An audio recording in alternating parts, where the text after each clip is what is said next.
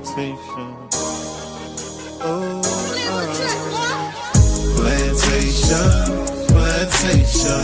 9 to 5 be the time I was wasting. Man, I feel like I need a vacation. Saving up for my resignation. Why I feel like my manager hating. Ain't the one for no verbal castration. This government ain't giving reparation. We'll go to crime trying to fight the temptation. Rejoice in tribulations, demonstrate patience in every situation, picking up the pieces to their heart restoration. People broken hearted and in need of salvation. Yeah. We in captivity, we done lost our history. Disconnected from his laws, now there's no integrity. Here's the book and let them see, because they dying in these streets. Walking in darkness and where the carcass is, the eagles be. Walking in darkness and where the carcass around us like vultures. Murder on their mind when they approach us. Let your light shine, watch them scatter like roaches. Babylon falling cause we taking back our culture. Heal our land, Abba now put us back in agriculture. This word burning them up, Romans is a flamethrower. We prophesy destruction, nukes coming, game over. International, continental, ballistic missile. Them bombs dropping like rain, no drizzle. The lake of fire make them sizzle. Showing fruits of the spirit, we don't gather figs of thistles. That's the dog, you know, so just like how you were saying.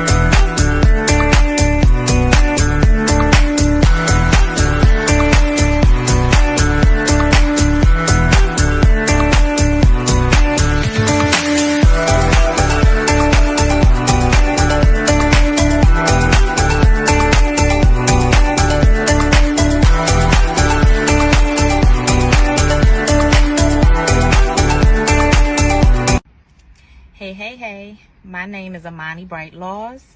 I'm a travel business owner. My business is Always Shine Bright Travel, where we help you discover your next bright destination.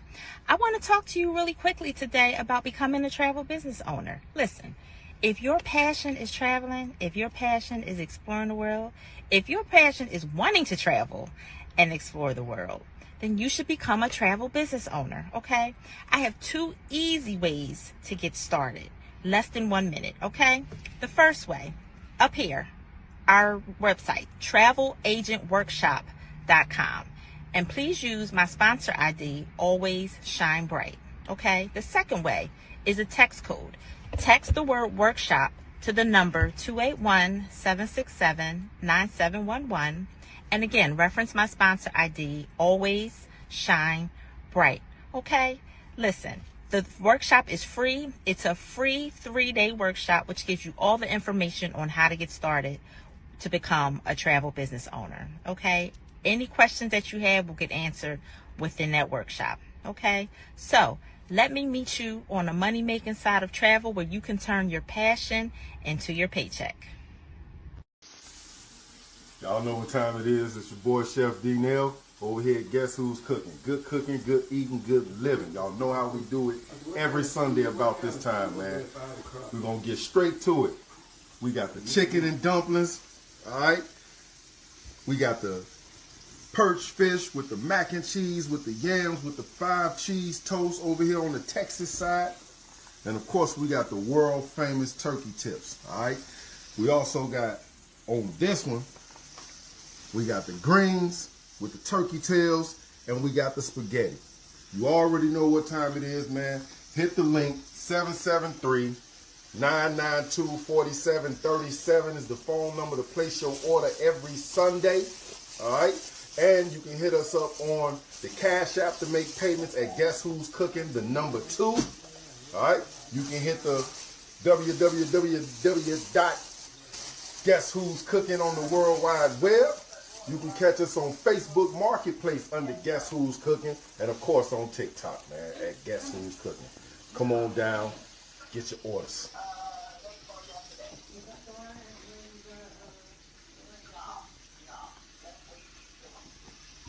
Give me shame, I give you peace from underneath. Give me mind and being light to reignite.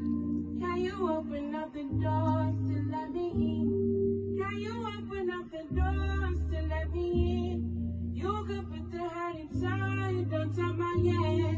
I can sing the love inside from out my mouth. Tell me what you need to find. Tell me now. Tell me what you need to find.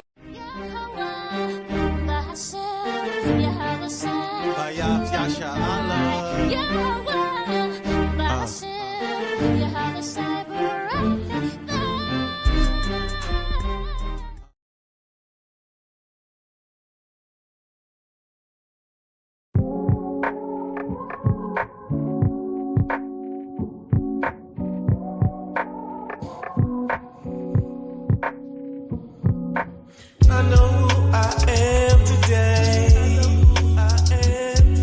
And you can't lie to me no more. I'm a child of the Most High. And you the devil, the Bible speaks of. Set my people free. Yeah. Let them go. Let them go. Set my people free. Let them go. Let them go. Tell you the truth, this ain't living. Cause every time we step outside, it's attempted suicide, drive-bys and homicide. It's the everyday norm.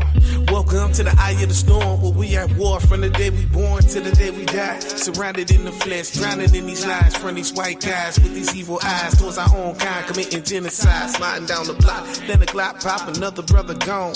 Tell me when it's gonna stop, cause it's so wrong. But Deuteronomy 28 and 54 will let you know it's all a curse. Plus, we've been systematically played against each other. Only way to conquer a nation is basic. Hope you realize the truth and face it. We're the children of Jacob, and his kingdom we taking. But this generation will never make it. We don't repent and turn back to the Most High as a nation. I know who I am today. And you can't lie to me no more. I'm a child of the Most High. And you the devil, the Bible speaks of. Set my people free. Yeah. Let them go. Let them go. Set my people free. Let them go. Let them go. Set my people free. All these other nations ever did was rape, rob, and murder us. Now generation after generation, we born into a sea of lies. With all praise to the Most High for opening up my eyes, and now I see the truth. Got me feeling magnificent. Yes, they hate us cause we're dripping sick, but tell you the truth, if it wasn't for us, y'all wouldn't have shit. We done seasoned it, boy. Yeah, the salt of the earth, and it's apparently clear through every verse. So it's Kwam Yashala till I'm dead in the dirt, or taken away up in the chariot. I'm trying to lead my people to freedom like Harriet, or better yet like Moses did. Bible in one hand, sword in the other, go to war like a Maccabee. Praying mercy on my people, vengeance on my enemies. And I don't fear no man, cause I know them angels surrounding me. So go and tell Pharaoh, let my people go. Let my people go.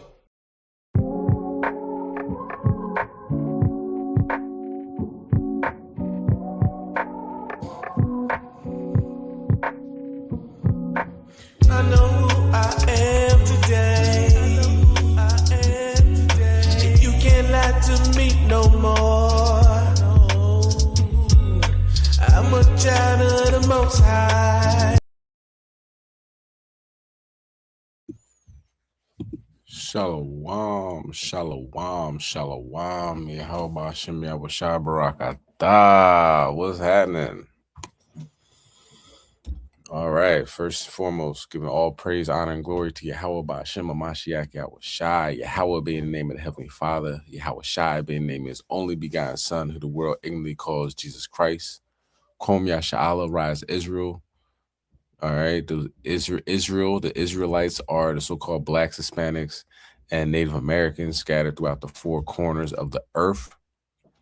So it's time to rise up, wake up, know thyself, move in the right direction. All right. We're living in the last days. So we are going to talk about it. We're going to tie biblical prophecy to the current events happening on a daily basis. You know what I'm saying? The things that are happening now, they are extremely biblical. And we're just going to break it down and talk about it. All right. Double honors to our elders. Still waking up the lost sheep of the house of Israel in these last days. You know what I mean? Still hitting the highways and the hedges, you know what I mean? Building our people to the marriage. All right. Double honors to them. And we're going to start off with the Lord's Prayer. Okay. And this will be in Paleo Hebrew. This is the Lord's Prayer.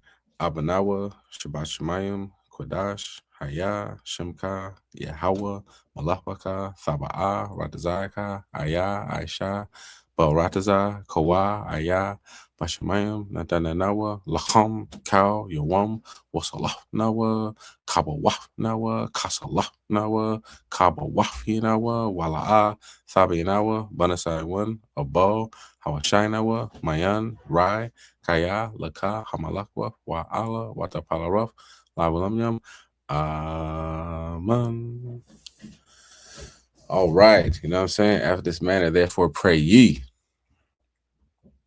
All right. So we're going to get started without further ado. This class is called Prepare Yourself. Do you know what I'm saying? You see what's going on. You watching what's happening. You must prepare yourself for the coming of Yahushua. And, you know, all these things that are hitting the earth, you got to be in preparation. Be ready. Okay. My name is Chassadyah, HOI Philly, and my swordsman today.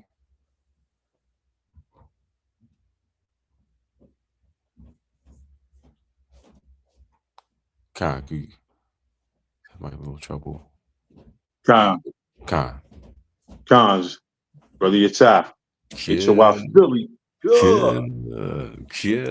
All praises. You know what I mean? Shalom, everyone that's tuning in.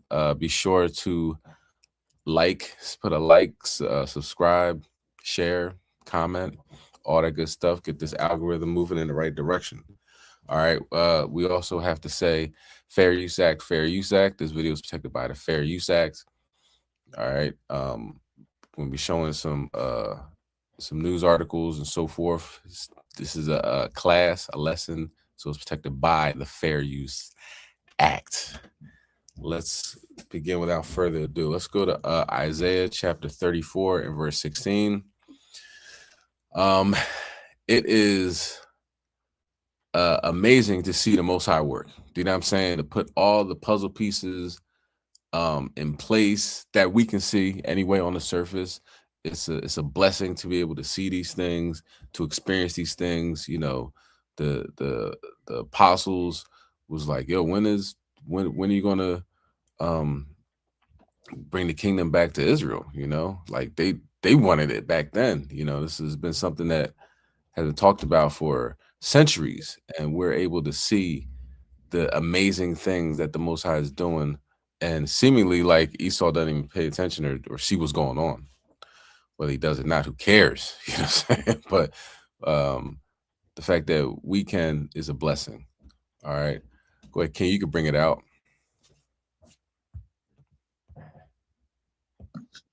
Khan, this is the book of Isaiah, chapter 34 and verse 16. Khan. Seek ye out of the book of the Lord and read. No one of these shall fail. None shall want her mate. For my mouth it hath commanded, and his spirit it hath gathered them. Khan. So the things that we read, they're not going to fail. Like this prophecy, you know, if it's prophesied to happen, it's going to happen. And look at the past prophecy of us going into slavery and Deuteronomy 28 verse 68, and you know all the curses that you know come before that. You know, all the things that we our ancestors had to go through, that we're currently going through. You know what I mean? That he would loosen the yoke up off our neck. Like, you know, these things the Lord said that he's going to do, and he's doing it. So it's amazing to see these things. You know what I'm saying? Let's go to Habakkuk chapter 1 and verse 5. Because now he said he's going to do it. You know what I'm saying? Of course, we say, won't he do it? You know what I mean? But it's like mind-boggling to actually see it happen. You know what I'm saying? And for it to be right in your face, you know, now we got all types of social media, Facebook, Instagram, Twitter, you know, 24-hour news. You can see things that are happening worldwide and apply them to the scriptures, you know. Floods happening in Turkey, all types of natural disasters. You know what I mean? Elder Macabre, you putting it up on Facebook, you get to see the, you know, the destruction of the heathens, you know what I mean? And it's in real time, and it's like fast forward too. Kind of, go ahead, can you bring it out?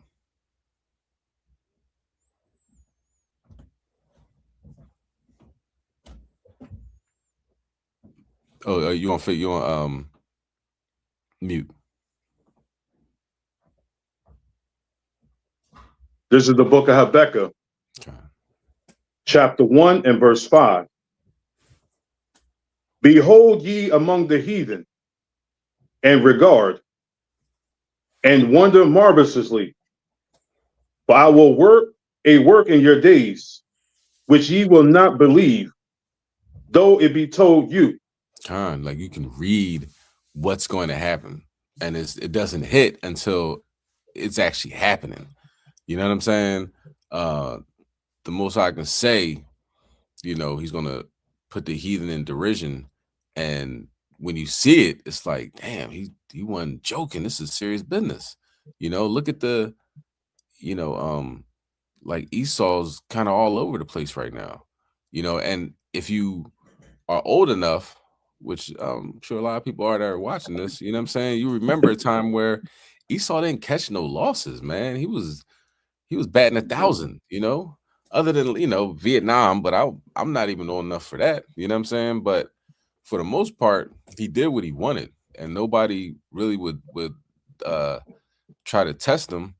You know what I mean? Iraq did, you know what I mean? And Saddam Hussein, but they had that planned already. It's like this is what they wanted to happen.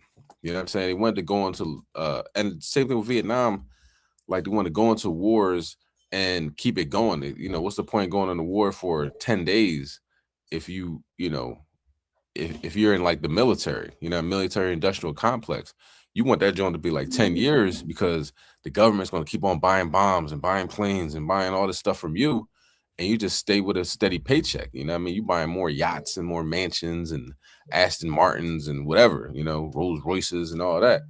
So like that's their plan. You know, Eisenhower talked about that. He said, beware of the military industrial complex, you know? So they made, you know, moves to get finances over decades, over generations for their family and, you know, their lineage, so forth and so on. So Esau hardly took losses. Now he's taking L after L, day after day, hour after hour.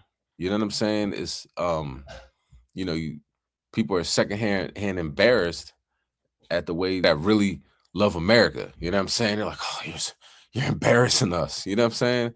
But of course, the Israelites are like, yo, keep going. Look at the Most High keeping these dudes in derision. You know, the Trump might have what's it called, dementia. You know what I'm saying? Like he'd be forgetting where people at. He's like, where's my wife? Wife be sitting right next to him. You know what I'm saying? His hands turn into the crypt keeper. Like, you know what I mean? He's in bad shape right now. And this is the Lord just like constantly working on his brain, like Nebuchadnezzar, turn him loco in the cabeza. You know what I mean? But let's get 2nd Ezra chapter 9 and 13. You know, we talk about the judgment that takes place with Esau, with other nations. You know what I'm saying? With the hope of reviving your spirit. You know what I'm saying? Keep this in remembrance. Like, yo, he was doing this to the ancient Egyptians. Like, he did this to the Assyrians. You know, he did this to the Persian Medes and to the Babylonians. You know what I mean? Like, it's repetitive that God is working for us. You know what I'm saying? So we like to bring that out when the judgments take place. But you know what I mean? For real, to hell with them. You know what I'm saying? Like, who are they? Con, I mean, is more about us and getting ourselves together. All right. Go ahead. Can you bring it out? Con, this is the book of 2nd Ezra, chapter 9 and verse 13. And therefore, be thou not curious how the ungodly shall be punished, and when but inquire how the righteous shall be saved, whose the world is, and for whom the world is created. Like, think about that. This place was created for you. You know what I'm saying? That's the Most High said, and with us in mind, boom. You know what I mean? I'm gonna make this place. You know, we messed up. You know, but now we know both sides. We know what it's like to not follow the Sabbath and somebody get stoned. You know what I'm saying? Picking up sticks. We get that. You know what I mean? We know that. You know how our ancestors stood tall City Hall when it came to eating the abominable things, pork and all that. You know what I'm saying? Brothers and sisters rather die than do that. You know, sisters rather die than not circumcise their child. You know what I mean? You know, so we get in both sides. And you know, it's not like something we read in the book. We seeing it. We read it in the book, of course, but we see, you know, the other side of not following the laws of God. You know, so it's more important than ever to see what's in that food. What we eating? You know what I mean? What diabolical food Esau got us trying to eat? You know what I'm saying? And bringing it back to the essence, to the natural state. You know, we see, you know, that rest and how it propels you for the rest of the week. You know what I'm saying? If you just going, and you know what I mean, you get into heart attack status. You never rest. You always trying to fulfill this, you know, bill. You know what I mean? This goal. You know what I mean? I could work overtime if I do this, then I get extra couple $100, and then I could pay this off, and then I could pay this off. You running yourself ragged. You know what I'm saying? Until you fall out. You know, so we know how important it is to honor the Sabbath. We know how important it is to follow the new moons and the feast days and the blessings that come with that. You know, if you've been in this truth long enough, you realize that if you miss a feast day, you miss a new moon, you know, your month, your week, whatever, it don't go too well. You know what I'm saying? But when you do, it's like, man, like the Most High blessing me. You know what I'm saying? So yeah, let's think about how you know, we to hell with Esau, you know what I mean? But how's the righteous gonna be saved, you know? And it's like a catch-22, because as they fall, as we talk about their, you know, destruction, how the Most High is destroying them, you know, we look at, you know, that is building us up. You know what I'm saying? The Most High, at the same time, they going down, we going up. And you know, they're trying to figure out about the so-called UFOs now. You know, that's a big topic. We're going to release these files, and this is just they kept saying this is the low-hanging fruit. This is the low-hanging fruit. Every time they kept saying that, I'm thinking that strange fruit. Like, we was the low-hanging fruit when y'all was lynching. You know what I'm saying? So y'all keep repeating that same thing. You know what I mean? And it gets me motivated that, all right, yeah, keep bringing it out. So when people start asking questions, it's going to come out that it's all throughout the Bible. So when that happens, boom, you know, our salvation definitely is drawn nigh, because the stuff that we know for sure, other people are going to know. All right. And that's meaning like Esau and the other nations. So then that fear is going to kick in. So like, damn, we treated them horribly. You know, hey, can with you. I heard God is with you. That's the time we knocking on that door. All right. Shalom, everybody on the lesson. Okay. Let's get Exodus chapter 14 and verse number 13. You know, the Lord is making moves on this planet, and we gotta prepare ourselves for this because it's coming quick. It's coming quick. I remember the first video they dropped that's like mainstream. I think the New York Times put it out, right? It was called I forget what it's called. It was a gimbal. It was when the chariot was churning as it was going, as it was flying, and he's like, "Look at that thing, dude! It's rotating." Yeah. He says 150 knots to the west, you know. And I look to the side. You read the, you know, because this is official United States. You know, whereas I don't know if it's a Predator drone. It was like a fighter jet, you know, being recording this thing. And it says slave written down the side of it. And I always thought that was weird. You know what I'm saying? like, okay, that's how y'all talk. I mean, it might mean something like this is the southwestern latitude, altitude, you know what I mean? Whatever the acronym is, but it says slave right down the side, if you ever watched that video.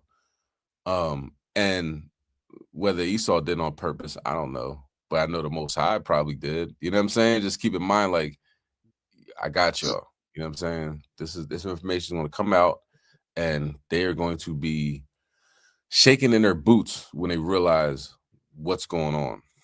All right. Go ahead, King, you bring it out. Con, this is the book of Exodus, chapter 14 and verse 13. Con. And Moses said unto the people, fear ye not, stand still, and see the salvation of the Lord, which he will show to you today. For the Egyptians whom ye have seen today, ye shall see them again no more forever. Con. So he's like, yo, relax. You know what I'm saying? Fear not, stand still. Okay. You know what I mean? It's the things that at this point in ancient Egypt, our ancestors were crying out to Yahweh Shem Yahweh Shai. He heard them, sent Moses, and along with a bunch of plagues, right? So we're on like a cloud nine because we understand that the Most High was fighting for us, but then we got a little shaky, like, yo, why you come bring us out here? You bring us out here for us to die and everything like that. So, yo, relax. You see these dudes? Look at them right now. You see them? You ain't gonna see them no more. You know what I'm saying? I'm about to body these niggas. You know what I'm saying? It's about to be a wrap. You know what I mean? The Lord knows what he's doing. You know what I'm saying? You see the depravity of the United States right now. The department, what they call it, the Department of War now. You know what I'm saying? It's the Department of Defense. Yeah. Department of War, Pete Heggs, like the dudes are alky, man. You know what I'm saying? These dudes are, talk about low hanging fruit. Dudes that are like you pick up off the ground, you know what I'm saying, for you know, with Cain and Abel, you know what I mean? Here's the sacrifice. These dudes is trash, man. You know what I'm saying? Because at one point in time, you had to be on point to be the head of the Department of Defense.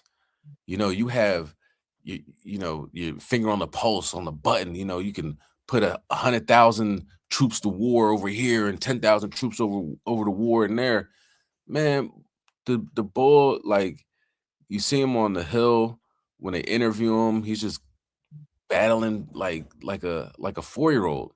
At one point in time, he's back all, you know, straight and yes, Madam Secretary, yes, yeah, Congressman, you know, what we did is we sent 17 to the quadrant. We had this, you know, because we needed to have a force amongst over there. He's like, what?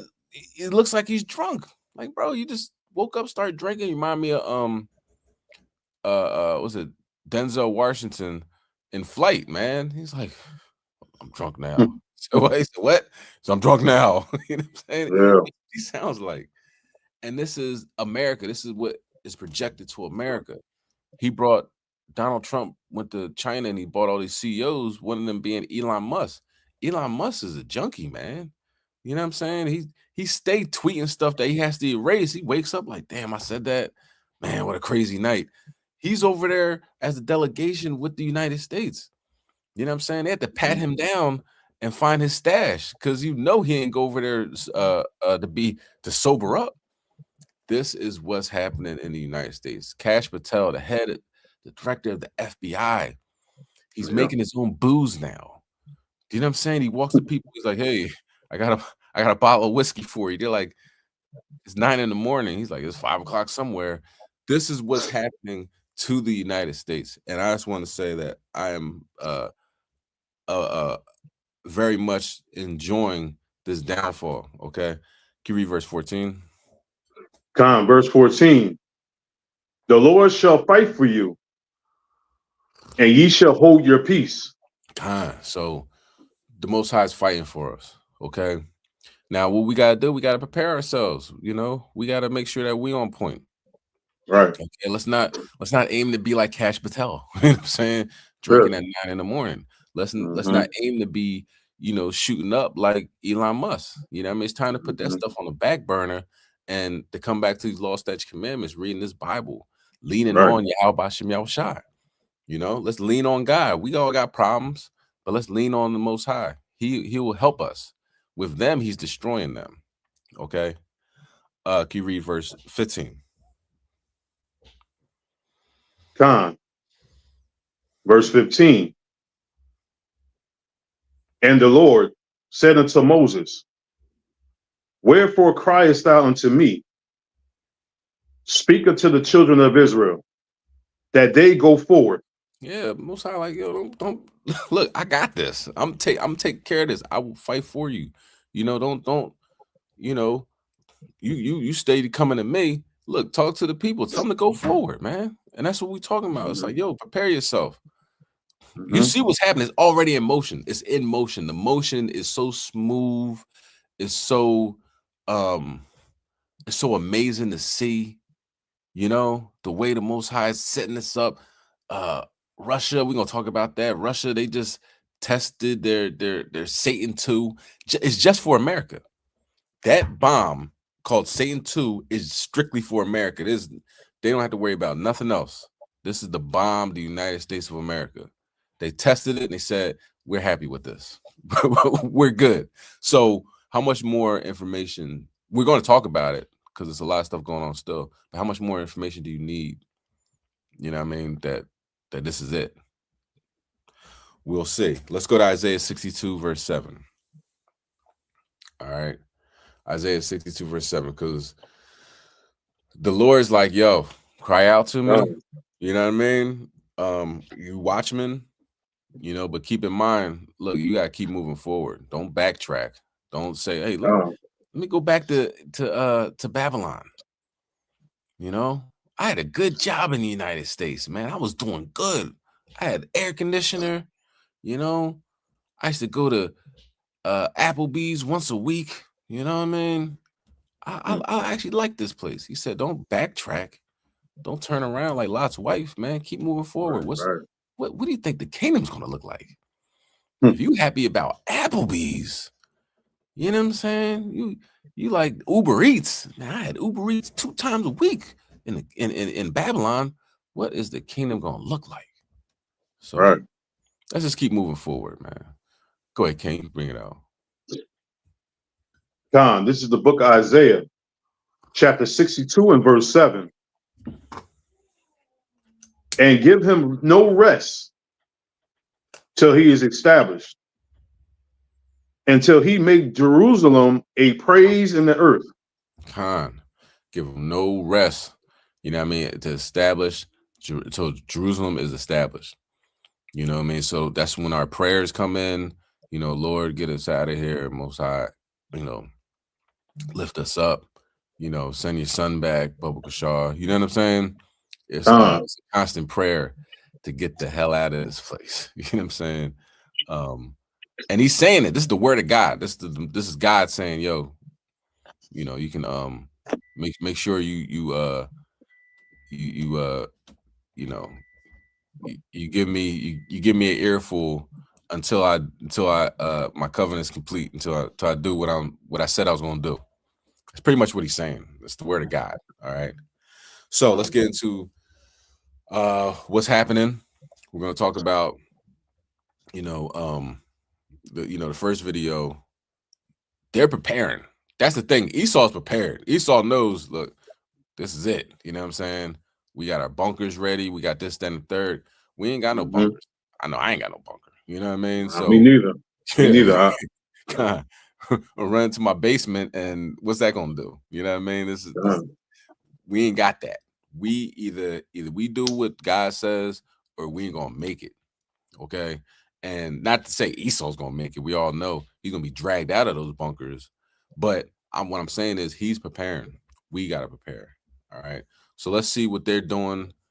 Because we're not ignorant of his devices.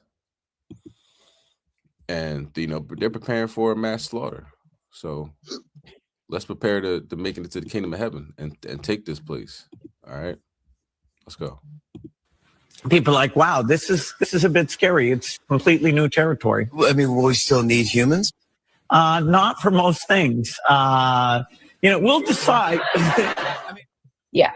Overall, I think there's quite a bit of abdication of responsibility around like, what are we going to do as people's jobs start being taken fairly aggressively? Luckily, there's a massive population drop coming, so maybe everything is just fate and it's going to work out okay.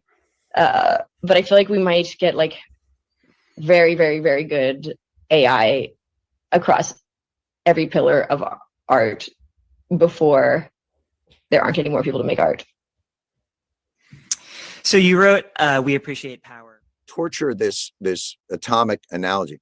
You got the sense that people like Oppenheimer or Einstein were aware of the gravity of what was happening, and through the crucible of war maybe made some decisions they might not have made otherwise. In this environment, I don't think Altman, Karp, Thiel was asked, should the human race, flourish and continue to exist? And he took like a 5-second pause, like, yeah, let me think about that for a second. That's a tough one there, yeah. You've heard about it in countless movies and shows. I'm not going to the bunker. Sir, not going to the bunker. A top secret bunker outfitted to protect the president from major security threats.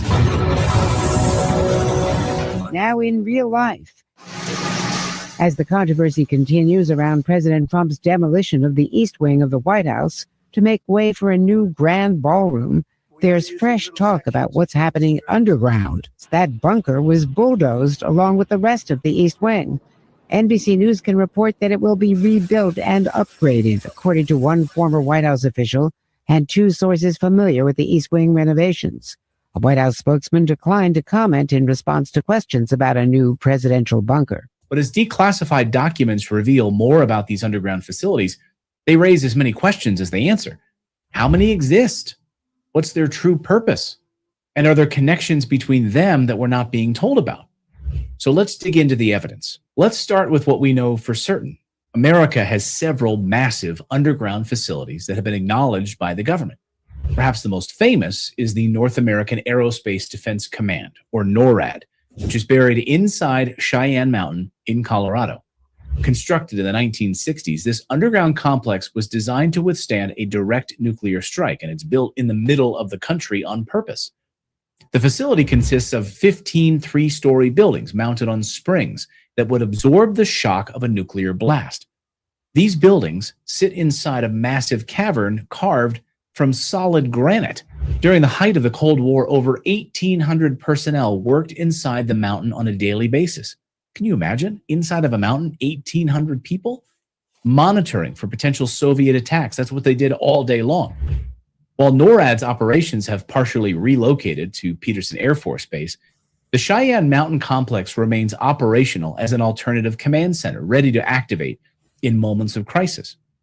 Less than 30 miles from Washington, D.C. sits another underground marvel, the Raven Rock Mountain Complex, sometimes called Site R, or the Underground Pentagon.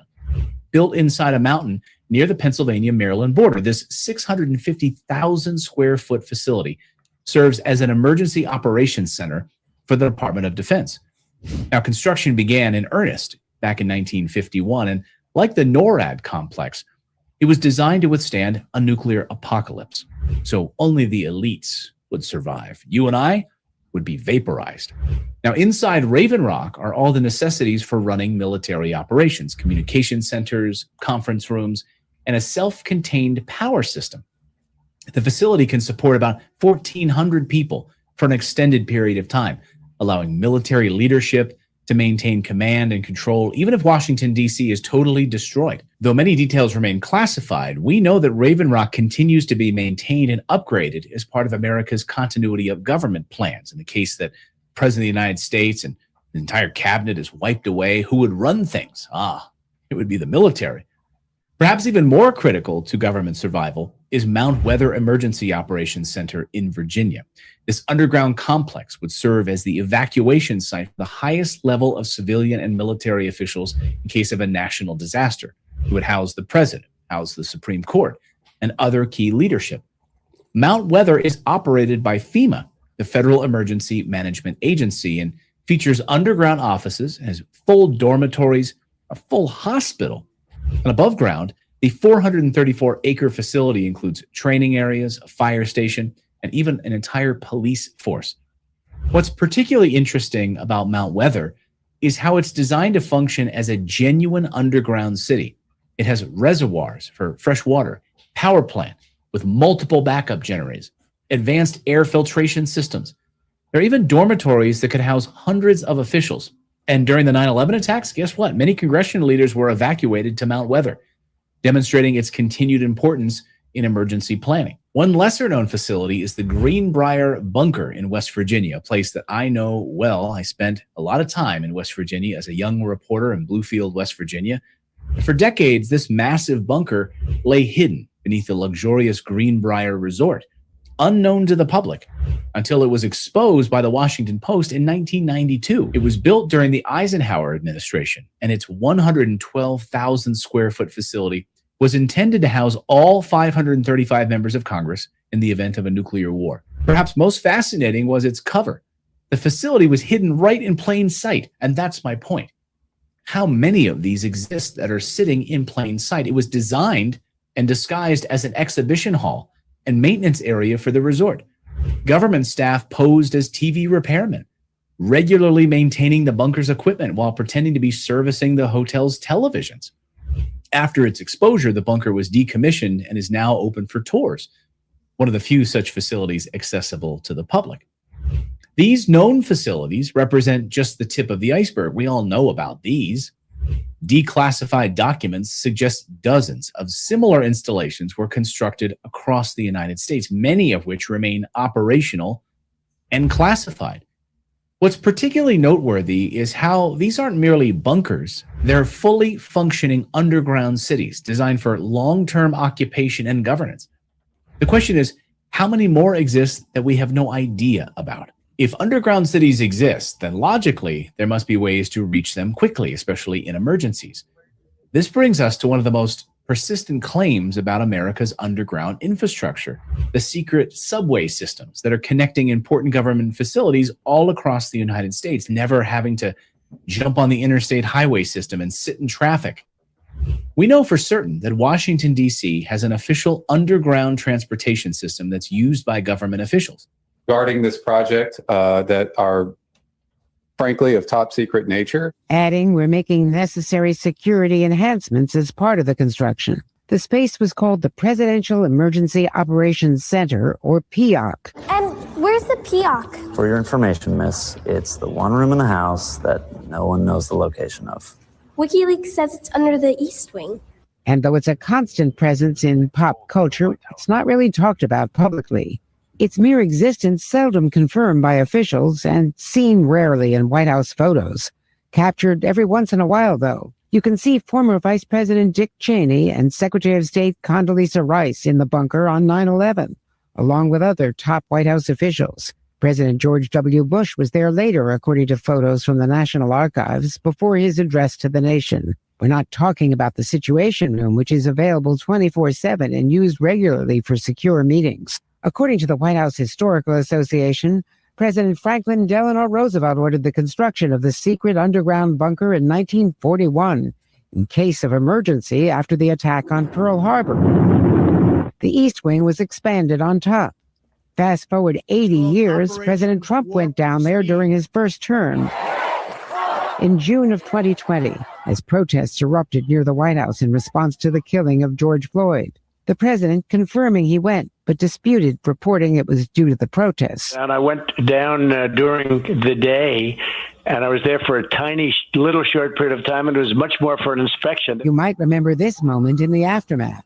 Now virtually no details are known about the plans for this new and improved bunker and what it will look like in the end. For now, the president has taken quite an interest in the project, and the administration says it hopes it will be completed by the time his term ends in 2029. All right, let's get Second Ezra chapter 15. We're going to start at verse 1. So Esau's preparing. You see it. All them bunkers. You know, he keeps talking about that bunker in the White House in the East Wing. Yeah, Esau's getting ready, man. You know, but of course, we have to prepare ourselves, get our body right, get our mind right, get our emotions under wraps, intact, keep them together. You know what I mean? So, you know, looking at how Esau's moving right now, Trump went to China to talk to Xi Jinping. You know what I mean? You know, by the time he got off the plane, they had a couple kids waving Chinese flags in his face. They don't even respect him. Xi Jinping wasn't at the airport. It wasn't in, you know, the top story over there in China. Oh, the president of the United States is coming. That wasn't nothing like that. It was more like, you know, the president of China was meeting with somebody from one of them, I don't know, Pakistan countries, whatever. That's top story. And then a little on the side, it's like, oh yeah, by the way, Trump's coming to China. Like, it's not even a big deal, you know, because they see that this is a declining empire. You know, somebody who was tough back in the day, you know what I mean? But now, he's washed up, man. Esau's a dinosaur. He's old news. You know, he still thinks he got it. You know what I mean? Watching too many Rocky movies. You know what I mean? I can do it, Rock. You know what I mean? Nah, it's over with. Okay, so seeing that and seeing how they moving because they have nuclear weapons. This is end time prophecy. All right, I'm gonna bring that out. Con, you bring that out. Second Ezra chapter 15 verse 1. Con, this is the book of Second Ezra, chapter 15 and verse 1. Behold, speak thou in the ears of my people the words of prophecy, which I will put in thy mouth, saith the Lord. Con. And right. cause Con, Slacky. So this is, it's prophecy that we're talking about. Go ahead. And cause them to be written in the paper, for they are faithful and true. Faithful and true. Read on. Fear not the emanations. Imagination, Slakia. Yeah. Salakia. Fear not the imaginations against thee. Let not the incredulity of them trouble thee that speak against thee. Kind of that incredulity is speak of unwillingness to believe. You know what I'm saying? Can't believe, unwilling to believe. Don't let that trouble you. You know what I mean? Like, you say, hey man, look, the Lord's coming back, you better get it together. Like, oh, you believe in God? I'm sure you believe in a fairy, what do you call it? This tooth fairy and all this, you know what I mean? They got a lot of jokes, even, our own people. And, Esau don't believe in nothing, you know what I mean? He gets it, but he knows that, when he, when he actually does any research on it, he knows he's done. He knows he's cooked. But our people are the, smart Alex. A white man wrote that book. If they don't believe it, man, look, don't let that trouble you. All right, go ahead. But all the unfaithful shall die in their unfaithfulness. Yeah, so we talking about preparing, you know what I mean? Because that's serious.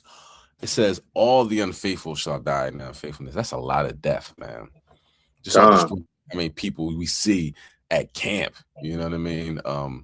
What you see on the television screen, what you see on podcasts, with the music that's put out there, all the unfaithful are going to die in their unfaithfulness. Okay, and it's talk about none of these prophecies are going to fail. So it's something to prepare for. It's a lot of death. You know what I mean? Don't let that knock you off your square. All right, because this is prophesied to happen. Read on. Verse 5.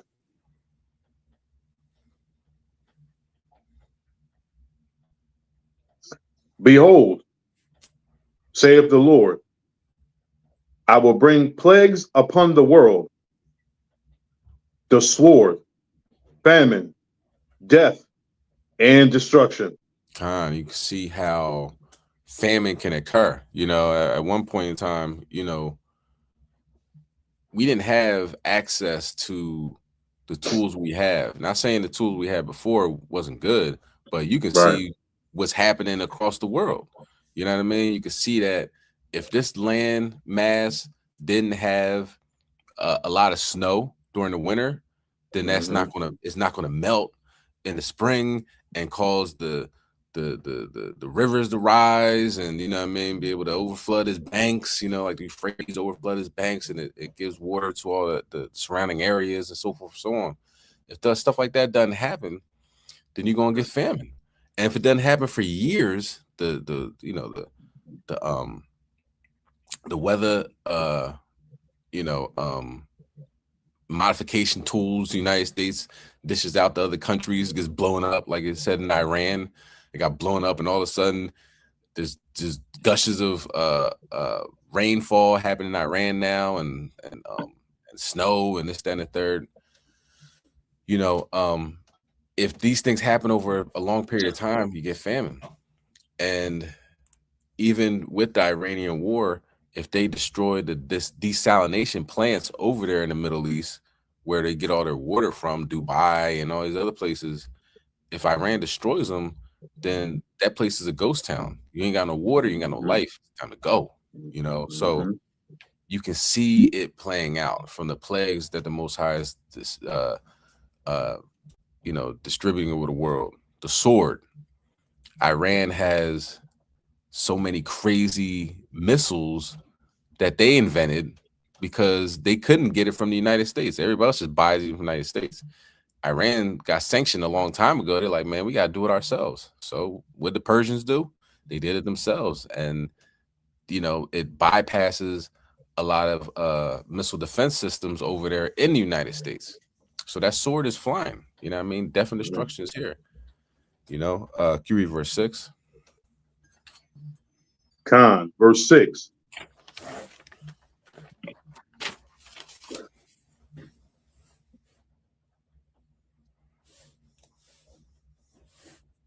For the wickedness have exceedingly polluted the whole earth, and their hurtful works are fulfilled. It's just terrible out here, man. Like, you can see it, so a lot of Israelites got that other sense, you know what I mean? Some people call it sixth sense, and third eye, and can see things that other people can't see. You experience things differently that other people don't experience. You know what I mean? You've been woken up, so to speak. Spirit is revived in you. You're not the valley of the dry bones anymore. So you can see how polluted this place is, man. You know what I mean? Like, the music is terrible. Like, it's almost like it's a race to the bottom. How much derogatory, disgusting, you know what I'm saying? Like, how much can I put out there in 5 minutes of music. You know what I'm saying? What's the worst thing I could say? You know, whether it be the female rappers or the brothers, you know, it's a race to the bottom. So as far as music concerned, the stuff that's on TV, you know, you be watching a series and you be like, man, it's pretty good, man. I haven't seen something like this in a while, Netflix, whatever like that. And then all of a sudden, two men just start kissing. You be like, what does that even have to do with the plot? You know what I'm saying? Like, it's nothing. You know, there's plenty of things that I just had to turn off. Like, I'm not even watching this show no more because it's just, you see the agenda, you know? Just stick to the Matlock, you know. Oh, hold on, wait there 1 minute. So, you know, let's revisit what you just said. You know, like the plot twist. Can't even watch stuff like that no more.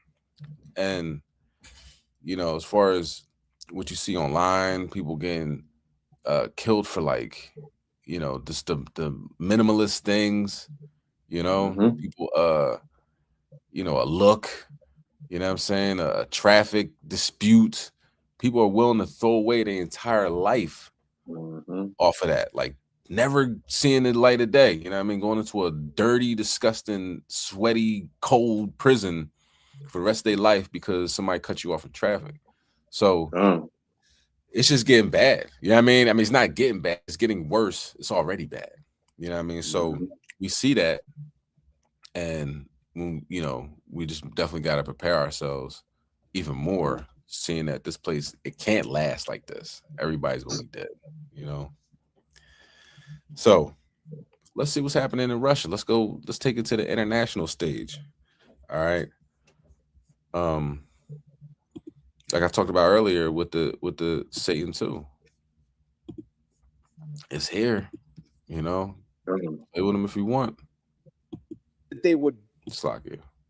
This is your World War III update. Vladimir Putin today announced the successful test launch of the RS-28 nuclear intercontinental ballistic missile, also known as the Satan II.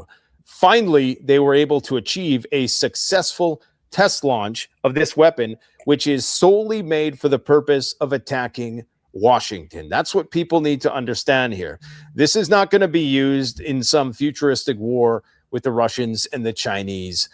This is not going to be used in Europe. That's what Rezhnev is for. This is for the United States of America. This thing has a 4 megaton capable warhead, which means that you're going to have potentially the amount of fissile material, probably 250 to 300 times as much as what you've seen in Hiroshima and Nagasaki. Okay. Now that's going to be dispersed across multiple independent reentry vehicles, probably 10 to 20, and they're going to be interspersed with a bunch of decoys just in case the United States decides to try to shoot them down. Of course, that's going to be difficult because it also has a 35,000 kilometer range, meaning that it can circumnavigate the planet once and still have fuel left to spare. And what this means is that the conventional trajectory of coming over the North Pole, remember in the Cold War era, this is still how the nukes are going to fly. They're going to fly over the North Pole and come over Greenland and Canada,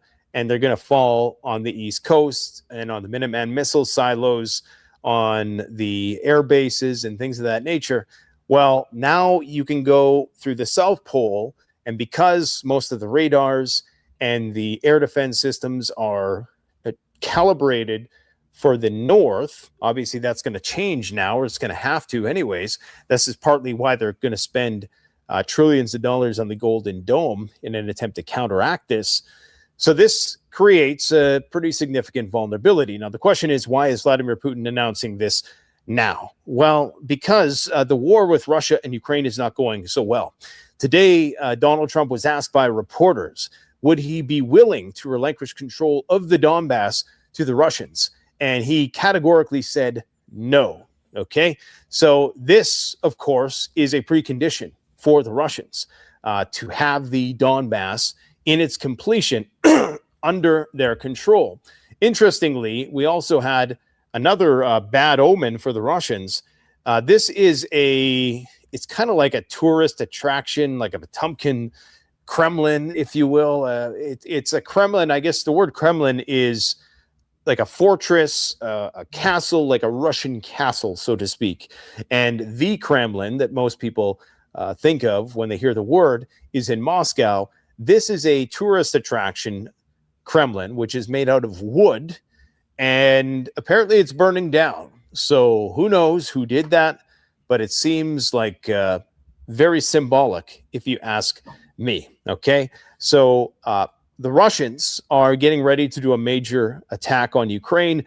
As I indicated yesterday, the ceasefire has more than ended.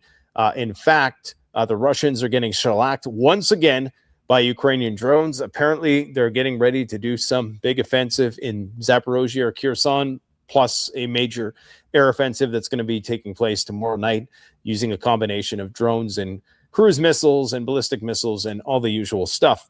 No nukes yet, so there's still time to prepare. But Donald Trump wants you. This is a post from True Social. I want you, of course, summoning the propaganda of Uncle Sam.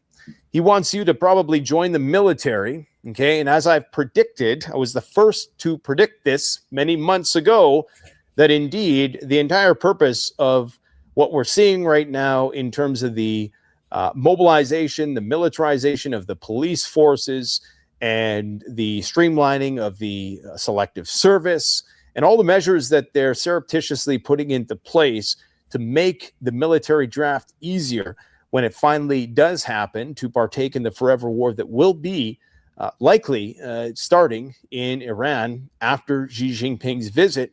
Well, they're going to need conscripts for that. And so that's why he wants you. Now, irrespective of the immiserating circumstances that most Americans find themselves in, Trump was asked today whether or not he sympathized with the financial grievances of Americans who, of course, are incurring the consequences of this conflict in Iran.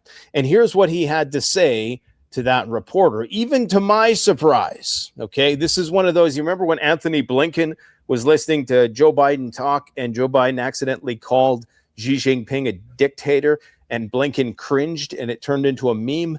That's exactly what I thought of, because I'm sure Rubio or somebody was thinking, you probably shouldn't have said that, but let's hear what he has to say. With Iran, Mr. President, to what extent are Americans' financial situations motivating you to make a deal? To what extent are Americans' financial situations motivating you to make a deal? And here's his response. Not even a little bit. The only thing that matters when I'm talking about Iran, they can't have a nuclear weapon. I don't think about Americans' financial situation. I don't think about anybody. I think about one thing. We cannot let Iran have a nuclear weapon. Okay, this would be fine if this was an existential crisis and this required emergency powers to put the greater good against the interests of the average American citizen who is struggling. Okay, there's a time for war mobilization when the enemy is at the gates. Not only is this not a credible threat, it's not a tangible, it's not even an intangible threat. This threat just doesn't exist at all. Not only has Iran claimed that they don't want to have nuclear weapons, and I know the fatwa is mostly a symbolic gesture. It could just be a smokescreen, and they might be pursuing nuclear weapons. In fact, if they're smart, they probably are.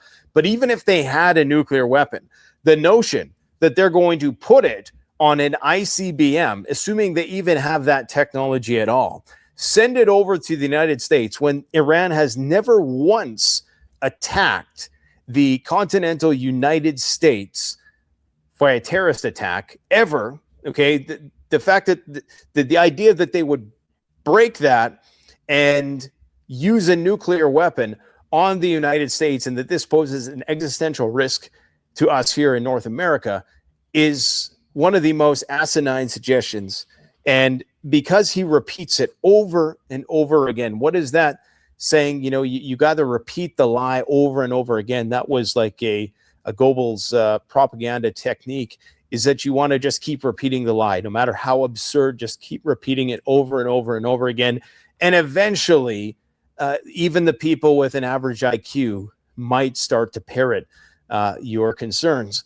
All right. So, you know, you see Donald J. Trump, you know, El Presidente of Babylon, saying, I don't care about none of y'all financial. Like he lies so much. He could have just threw out another lie. I don't think that's going to put him over the top when it comes to getting, is he getting into heaven? You know what I'm saying? Is Esau going to make it? Is there salvation for the Gentiles?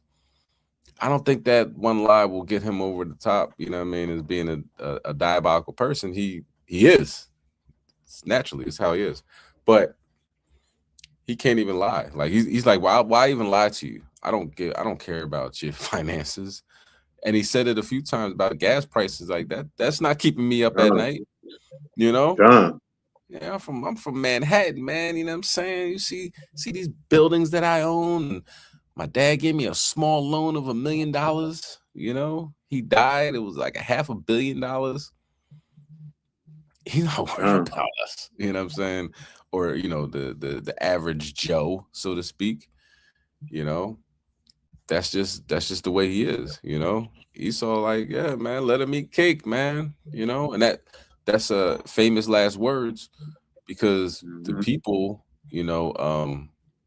will galvanize and say, look, get together and we'll get you out of that joint. You know what I'm saying? Like people just drag you out, just like they went into the Capitol.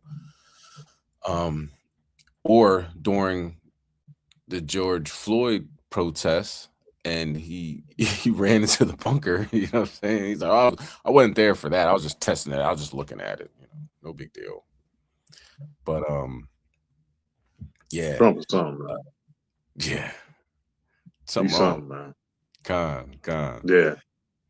So all praises, you can see the downfall of a society when, the president's never really cared about the people, but when they actually come out and tell you, like, yo, I don't care about you, people like, well, why'd I stand in line and vote for you then? Woken up, Salakia. Con, I was just going to go into that. You know what I'm saying? Like, you flat out said you don't care nothing about what people were going through, the American people going through. And then you just flat out just say, you know what I'm saying? Like, now I'm in here, you know what I'm saying? I'm in here now. Now I can say what I want to say. You know what I'm saying?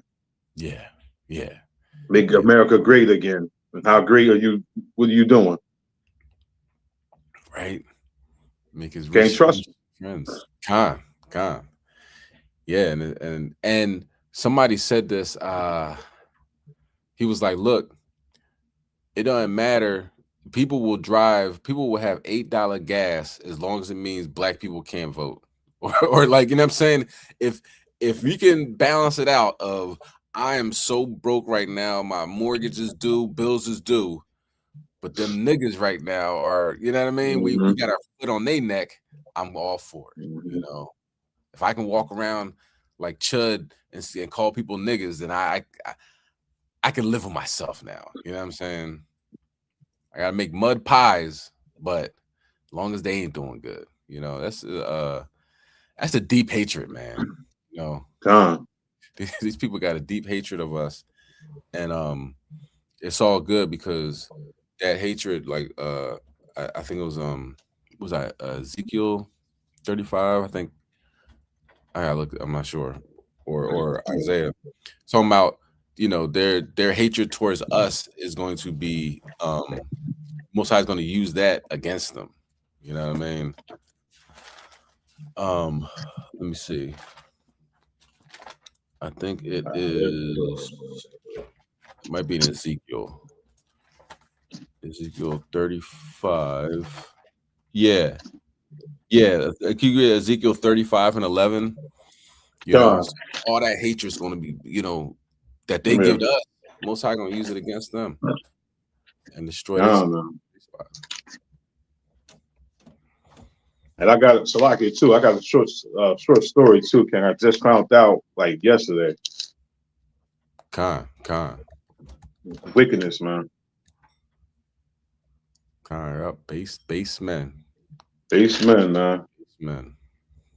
Con, this is the book of Ezekiel, chapter 35 and verse 11.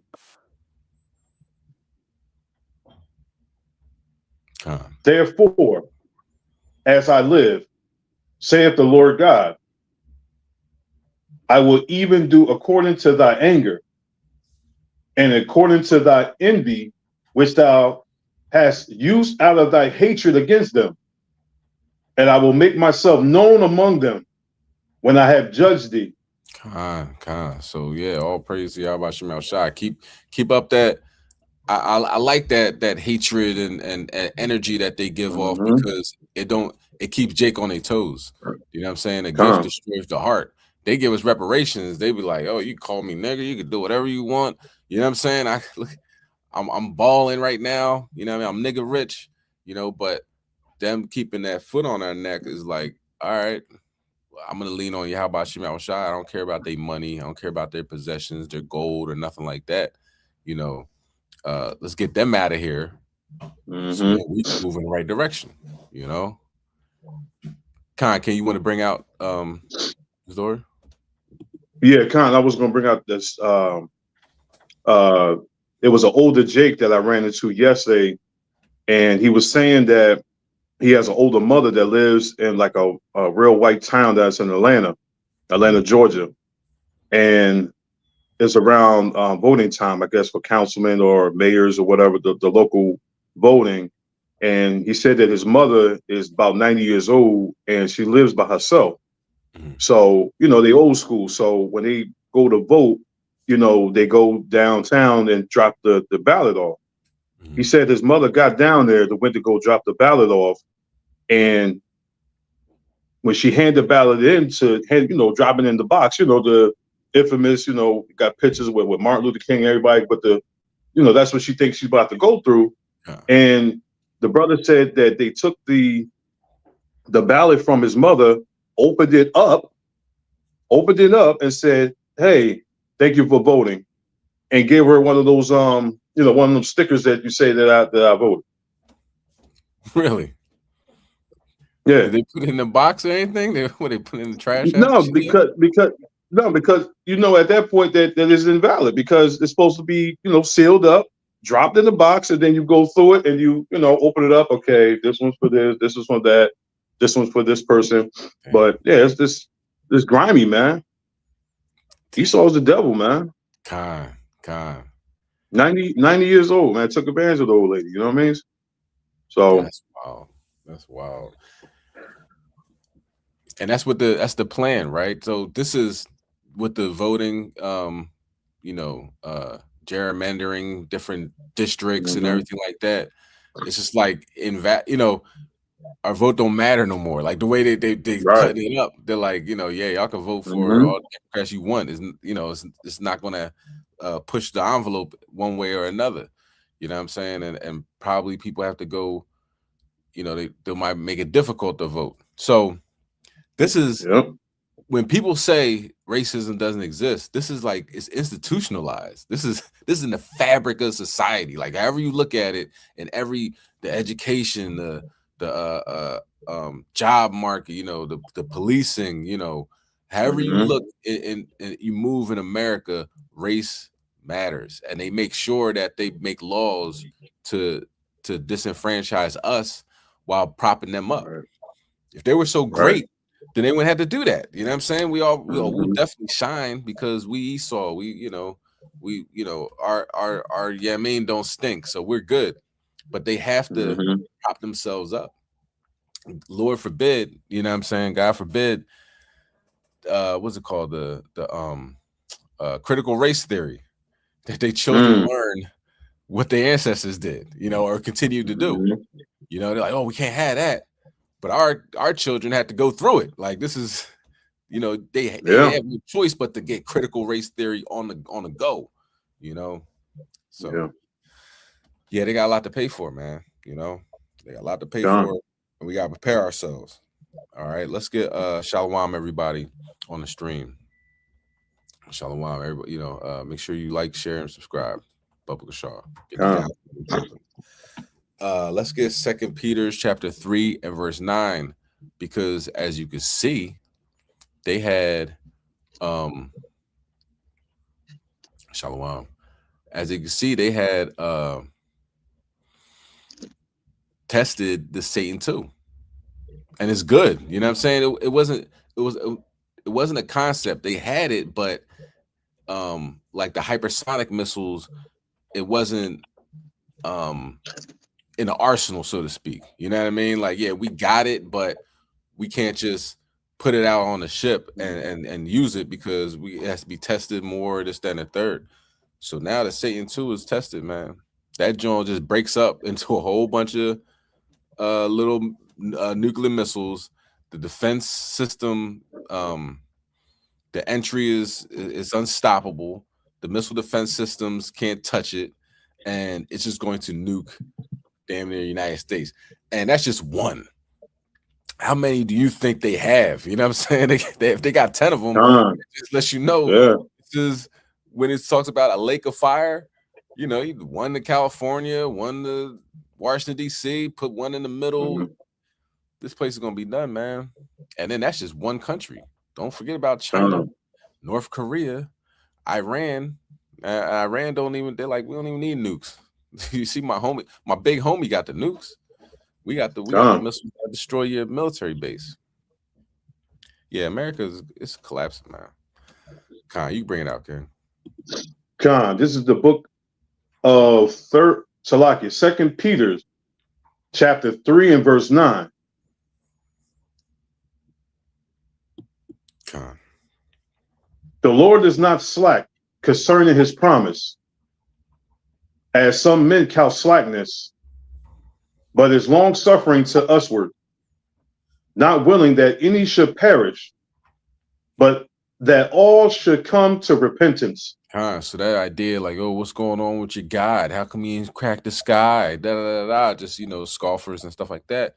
He's clear. He's letting you know, man. Listen, I don't want to kill you. I want you to repent. I want you to come back. I want to, YAH sit there and sip wine with you. Like, that's what I want. I don't want to destroy you. What? I don't get no joy all destroying my own people. You know what I'm saying? But y'all gotta get it together. You know what I'm saying? Get it together. Well, the anger, calm. Yeah. Don't think that you can just play me.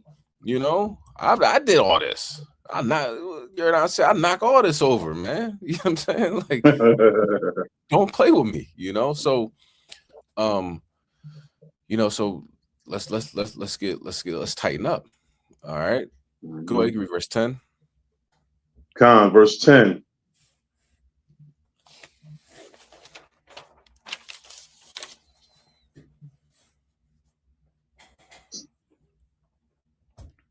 But the day of the Lord will come as a thief in the night, in the which the heavens shall pass away with a great noise, and the elements shall melt with fervent heat. The earth also and the works that are therein shall be burnt up. Like he's going to destroy this place. You know what I'm saying? Like the elements are going to melt. What does that look like? What does that feel like? It feels like, I would assume, what's her name? On Terminator 2? Oh, Khan. What's her name? O'Connor.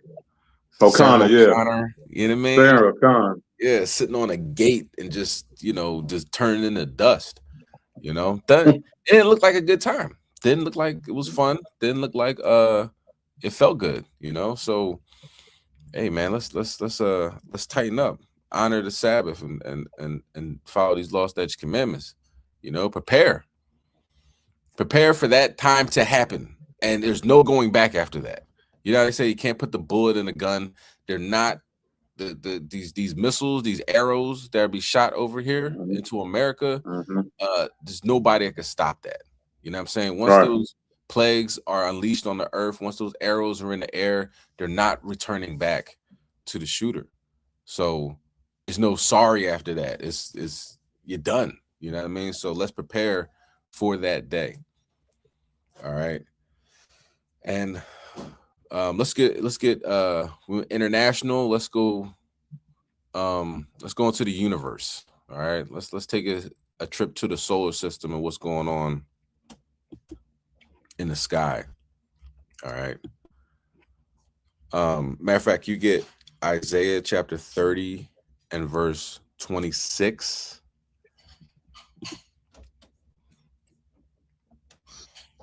All right. Let's get that, and then we're gonna look at the video regarding what's happening with the sun. The sun's exploding again. You know, all this radiation's flooding the airwaves coming onto the earth. Esau's getting cooked from the inside out.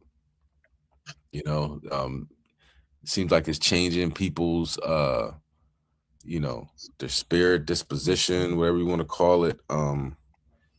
When these things happen, you know, full moons, people act out. You know, when things happen in the sun, it causes earthquakes on the horizon, you know, and people change in their what's the word? Their character, you know. So sometimes you get really tired, sometimes you got a whole bunch of energy and you just don't know why. You know, the things that are happening in the sky can affect our bodies. Okay. Go ahead, Ken, you can bring it out. Tom, this is the book of Isaiah, chapter 30 and verse 26.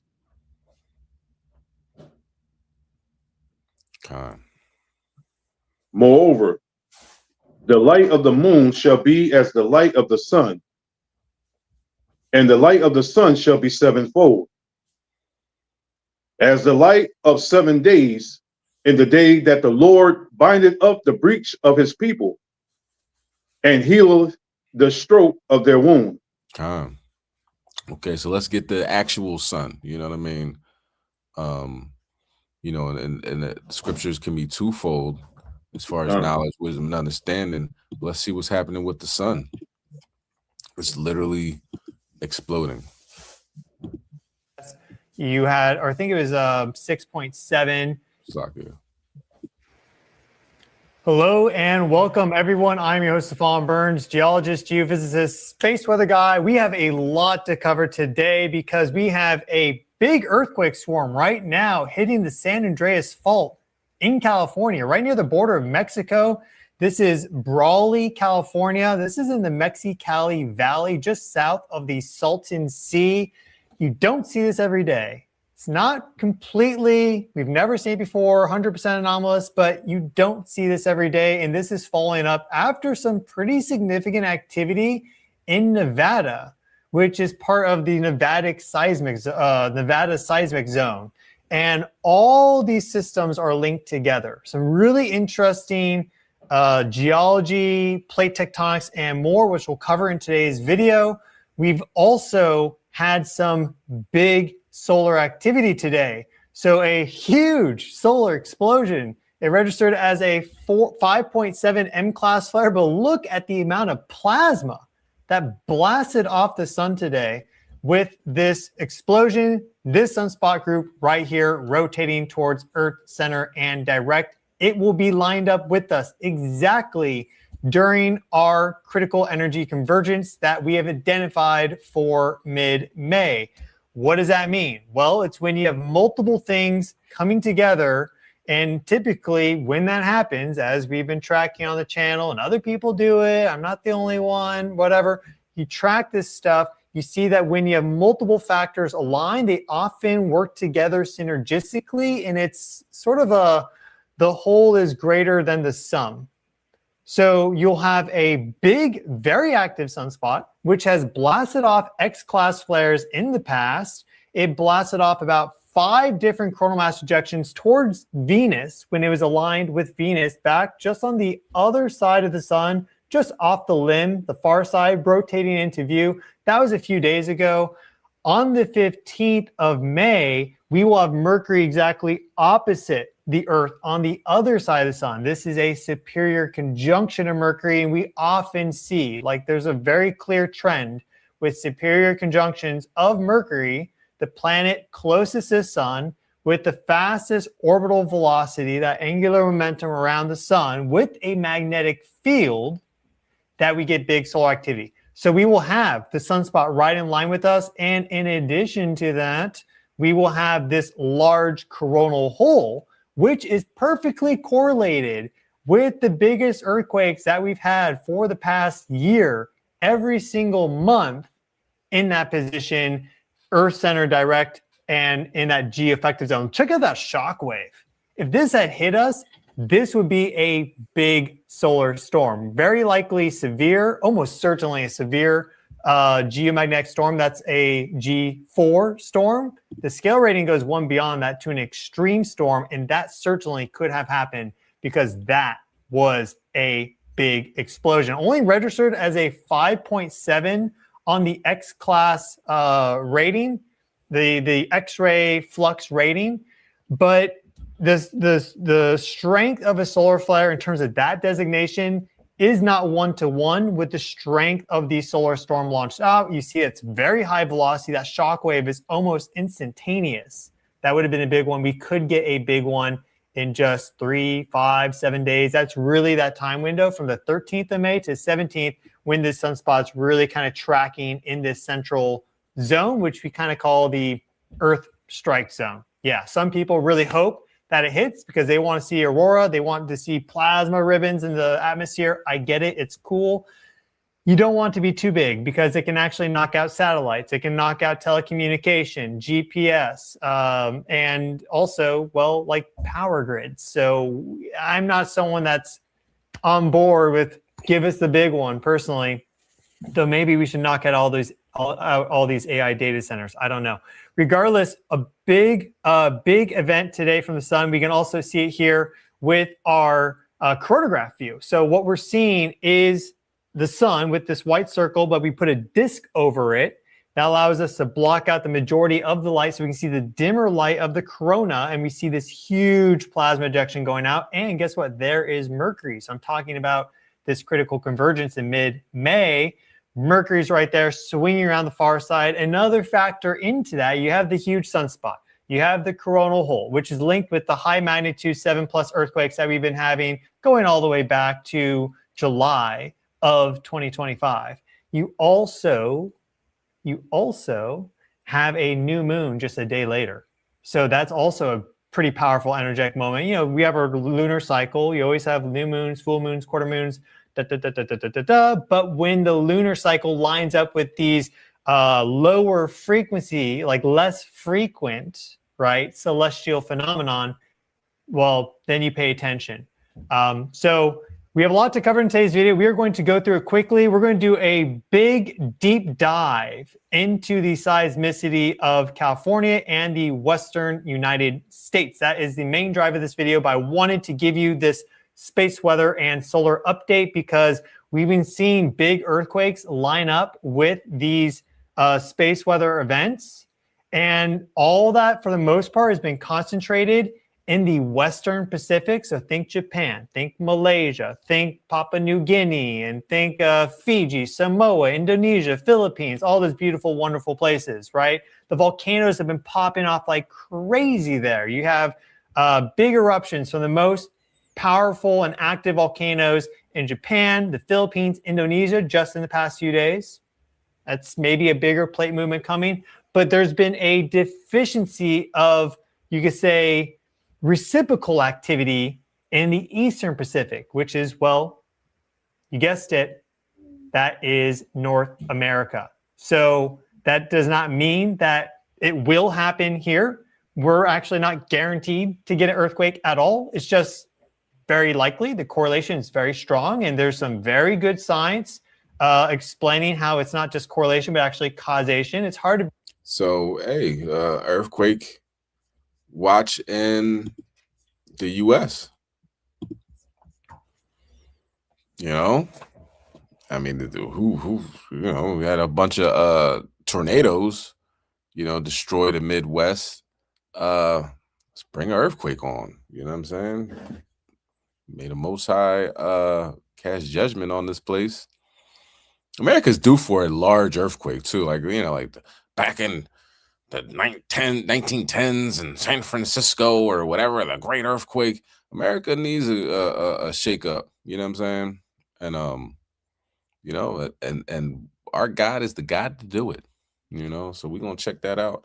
Like he says, a conjunction with Mercury on the 15th. So as we're celebrating the new moon, it's going to be Mercury, the sun, and I guess the United States, Earth, you know what I mean, in conjunction with each other. I'm not sure what the conjunction is. I think he said it, but my bad. So we'll see. New moon, could be a lot of shaking going on. Let's look into that. Let's continue on. Let's talk about the chariots. They had a release of chariot data. You know what I'm saying? The United States government has finally admitted that there are strange craft, same craft that's talked about in the Bible, that are in the skies watching and knocking off their nuclear missiles and, you know, standing over their military facilities, and they can't do anything about it. And they, you know, at one point in time, well, they was calling everybody crazy. You know what I'm saying? Somebody see a UFO, like, yo, I saw something in the sky. It wasn't a plane. It wasn't a helicopter. I don't know what it was. And then they do this disinformation campaign towards these people, right? And, you know, have them thinking that they crazy. Like, did I not see it? Now I'm in the paper and everybody's laughing at me. I lost my job. Like, people have get 302'd after the United States was done destroying their reputation and so forth and so on. And that's even declassified. You know, how to send disinformation and a smear campaign on the person that's seen it. And now look, they're saying that not only they exist, we've been watching them, you know, for the longest, and here's the information. You know, it's supposed to be more coming out, you know, later on in life or whatever like that. Later on, I think this month, you know what I mean? But we'll see. But it's like we're getting a little truth coming out of Esau. Now, where are they going to go with it? We'll see. But let's see. Let's go to Ezekiel chapter 1, verse 1. Because Ezekiel's seen some things. You know what I'm saying? You know, our ancestors seen some things. You know, we're seeing some things. So it's something that, you know, let's talk about it. Let's get down to the nitty gritty, you know. So Ezekiel chapter 1 and verse 1. God, you're on mute. Okay. Don, this is the book of Ezekiel, chapter 1 and verse 1. Now it came to pass in the 30th year, in the 4th month, in the 5th day of the month, as I was among the captives by the river of Shabar, that the heavens were open, and I saw visions of Yahweh. So this is what we talking about. This is visions of Yahweh by Shemel Shai. You know what I'm saying? The Most High, Christ, and the angels. Just they're in the chariots. So the same thing Ezekiel seeing by the river. That's the same thing that, you know, we're seeing here in Babylon. Okay, let's go to Wisdom of Solomon, chapter 5, verse 2. Because they swore we was crazy, you know. All right. And I always revert back to, you know, thinking how the elders 30 years ago were saying, hey, there's UFOs out here. And, you know, this is in the midst of the disinformation campaign. So as they're telling people, yo, this is in the Bible and this and the third, like, oh, you people are crazy. Look at you Power Rangers and, you know, you're just racist and this, that, and the third. And now look, the U.S. government, now your government's telling you, and people are like, okay, no big deal. You know what I'm saying? Right. Because they've been lied to so much, they don't think it's like a, you know, a huge thing. Like, okay, yeah, it makes sense. But before, it was all jokes and laughter, hee, ha, ha. You know what I mean? But now, all praise the Most High, the truth is coming out. And, you know, it's going to exalt us, the Israelites, and the elders. It will what's the word, you know, I don't want to say justify, but like, you know what I mean, like the stuff that they're saying wasn't lies, it's the truth. Now your government's saying, so, you know, go argue with your government. Go ahead, King. You bring it out. Wisdom of Solomon, chapter 5 and verse 2. Khan. This is the big book of Wisdom of Solomon, chapter 5 and verse 2.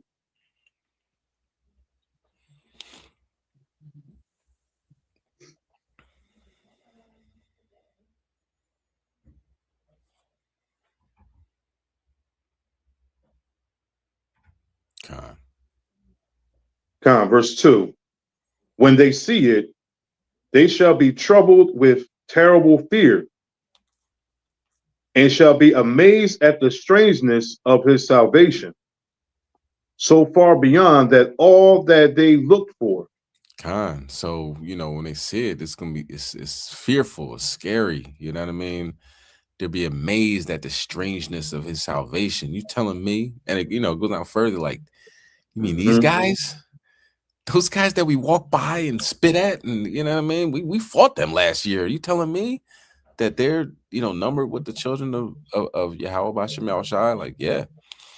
You know, so now that we're in the mainstream of the chariots, and you know, you could go, I'm not going to argue with anybody. You know what I'm saying? Like, people say that this is going to a blue beam scenario. I wouldn't be surprised. This is what Esau does. He's a constant liar. But keep in mind that just because he might be moving in that direction doesn't mean the Most High is going to allow him to move in that direction. Do you know what I'm saying? Like, you know, what's his name? Haman had the gallows set up, but he didn't hang Mordecai. You know what I mean? The Most High might say, yeah, they're going to put it out there for everybody just so they get scared and, you know, have it on their mind. And then we're going to do this, then the third. But the mainstream acknowledgement of so-called UFOs is something obviously Yahweh wants to happen. You know what I mean? So I'm looking at it from that perspective rather than what Esau got up his sleeve. He's always going to lie. You know what I'm saying? When is he going to tell the truth?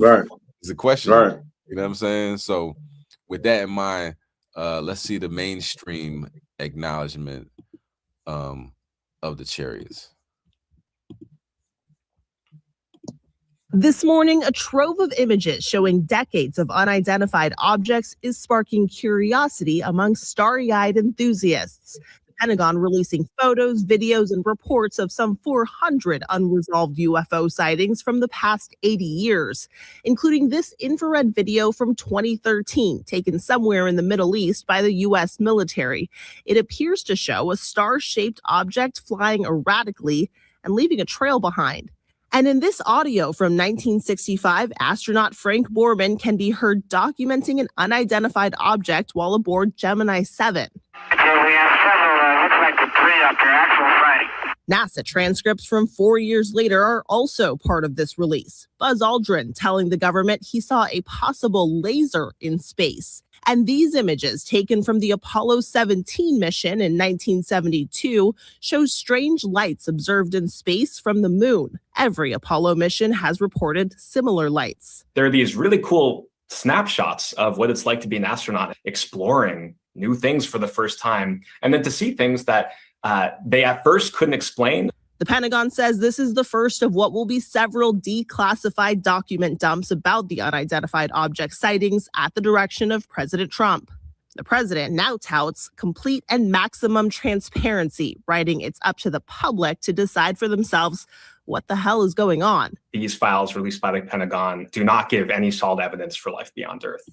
Now, keep in mind, I just wanted to pause it real quick with this guy. It has no solid evidence of, you know what I'm saying? Like, who is this guy? Like, this guy, this is their expert. You know what I'm saying? Looks like Amalek. You see his Big Bang book. I don't know if that's the Big Bang Theory or some freaky stuff that Amalek got going on in the background. So I don't know if that's a candle. What was that? Candle of an Edomite saint? I don't know. I don't know what he got going on, but obviously it means something. You know, obviously somebody's out there, you know, but you know, what do you expect from the devil? So disregard whatever this weirdo's saying. In life in general. But that doesn't mean we aren't continuing in the investigation and the search for life. Now, while this release gives a new way for people to view these files, a large portion of the incidents themselves have been publicly available, and many were taken from military bases, which tend to have a higher level of surveillance. So, with no certainty, Whit, the search and the speculation continues. Okay, Mike. And not for nothing, if we are really paying attention to Esau and how he moves as far as his lies and his propaganda and this, that, and the third, what they're doing is they're really keeping it basic. They're like, are we going to find out if is there life beyond Earth? I mean, that's kind of, you know, if you ask anybody that's been paying attention to anything, then that's a definite. You know, you could see a craft go from the water to the atmosphere to, you know, in the Earth, right? In the Earth, and then go outside of the atmosphere. You know what I'm saying? And go outside the you know, Earth into space in a matter of like a second. So until the United States, Russia, or somebody has that type of technology, yeah, there's life, you know, outside of the Earth. Because think about it, Donald Trump and all these power-hungry men are so, you know, got their mind on domination and taking over and all this other stuff that they really, you know, if they had this type of technology, they would have used it to destroy the entire planet. Right? So with that in mind, they don't. Okay. My question, or the question I want to hear them try to answer, is who are in these crafts and what are their intentions? Do they get out? You know what I'm saying? Do they walk around? Can they look like us? And the Bible will tell you all that stuff is absolutely true. You know what I mean? Genesis 19, they went to Sodom and Gomorrah like, we're going to see what's going on over here. And since this is modern day Sodom and Gomorrah, you can imagine how many angels are walking around, what they would call aliens, but how many angels are walking around just blending in with everybody. You know, that's why it's best to treat people with kindness and respect, because you might be dealing with an angel. You know what I mean? And if you treat him a certain way, he might just chop off your damn head and just ruin your entire life. You know, but hopefully we all understand that. Let's move on. Okay, we got this guy, Chud the Builder, Tennessee. You know what I'm saying? Today, apparently, he shot himself. Okay, there's other reports that he shot somebody else as well, but he's walking up to people and, you know, calling them all types of names, you know, what the internet calls the hard R, you know what I mean? They're calling them the hard R, and waiting for a reaction, you know what I'm saying? And I would always say, you know, if we see that at camp, I say, yo, give me Acts 13:1. Yeah, let's talk about it. You know what I mean? And just throw it right back in their face. But you know, Jake don't know who he is, so he's wilding out. You know what I mean? He hasn't wilded out for real, you know what I mean, to the point where this dude is dead.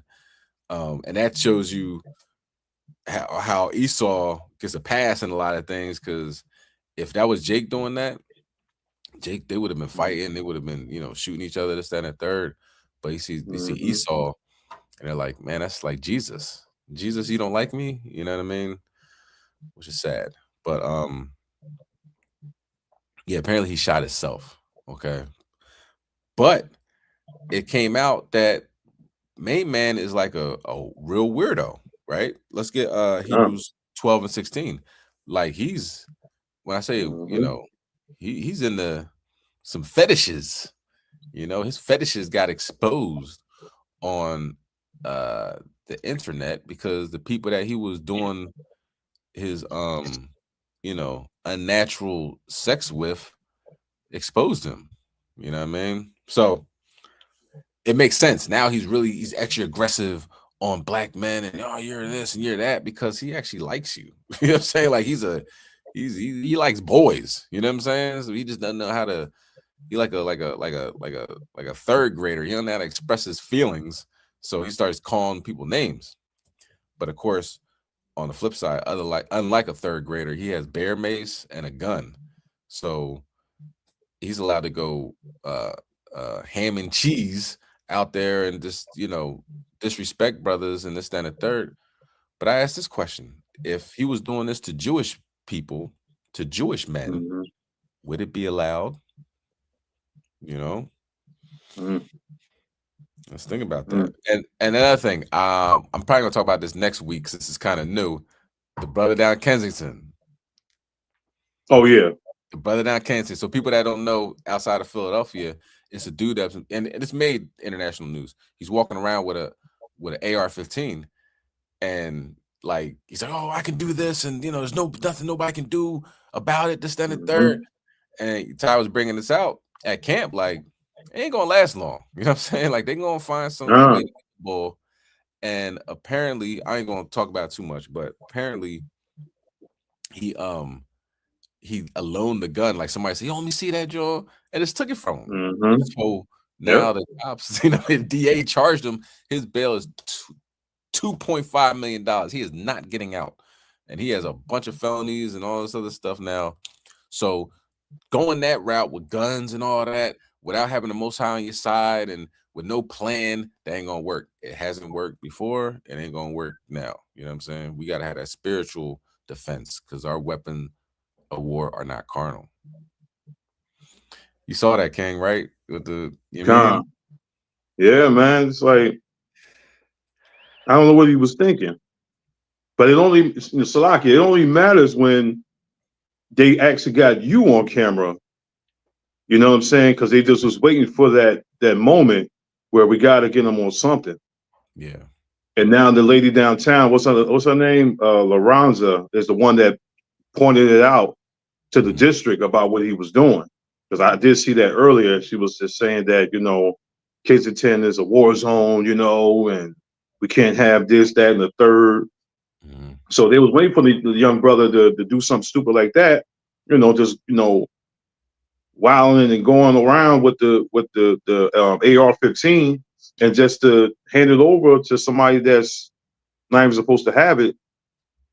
Now the bill is so high, you can't even post the 10%. You know what I mean? So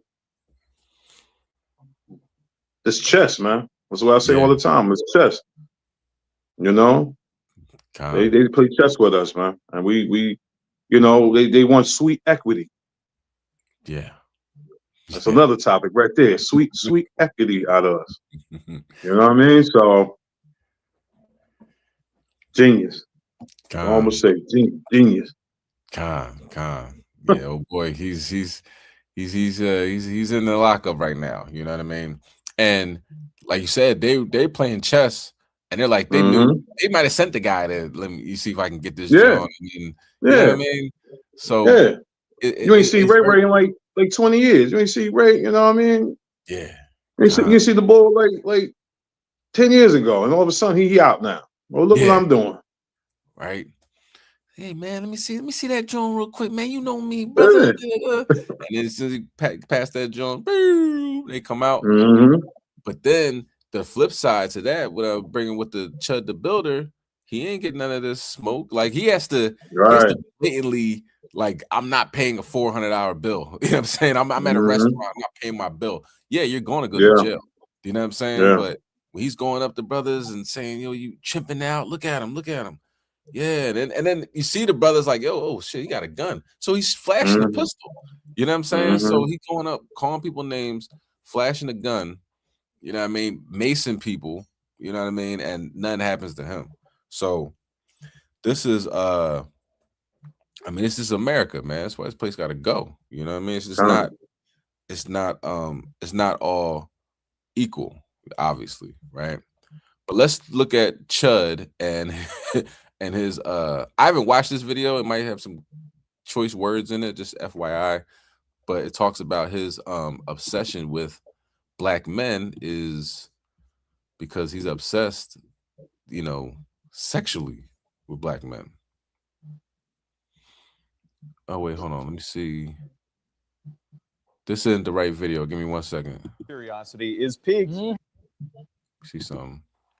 All right, guys. Here it is. So lately, y'all, I have been honing into my pattern recognition skills. And with me doing so, I picked up on a pipeline that we don't talk about enough. This is the closeted homosexual down low type of individual to white supremacist or white nationalist pipeline. And obviously, this is no hate towards the LGBT community. Shout out to y'all. These people are some of the most loving and coolest, individuals I've interacted with. But I bring this pipeline up because a lot of these dudes, they are anti-LGBTQ. They talk about feminism. They hate women so much, but they gay as hell. Like, that's a huge hypocrisy. And what it also correlates to is the obsession with black people, specifically black men. They're always talking about us having this black fatigue, but it's really just black obsession. And they want some goddamn black meat. Pause. Now, I'm going to show y'all multiple examples. But for our first one, let's talk about Nick Fuentes. So right here, we have a clip of him, and his caption is actually crazy how subversive and fake this little queer is. Calling men cigarettes for wanting to get married and have kids. Guys are like, I can't wait to be a dad.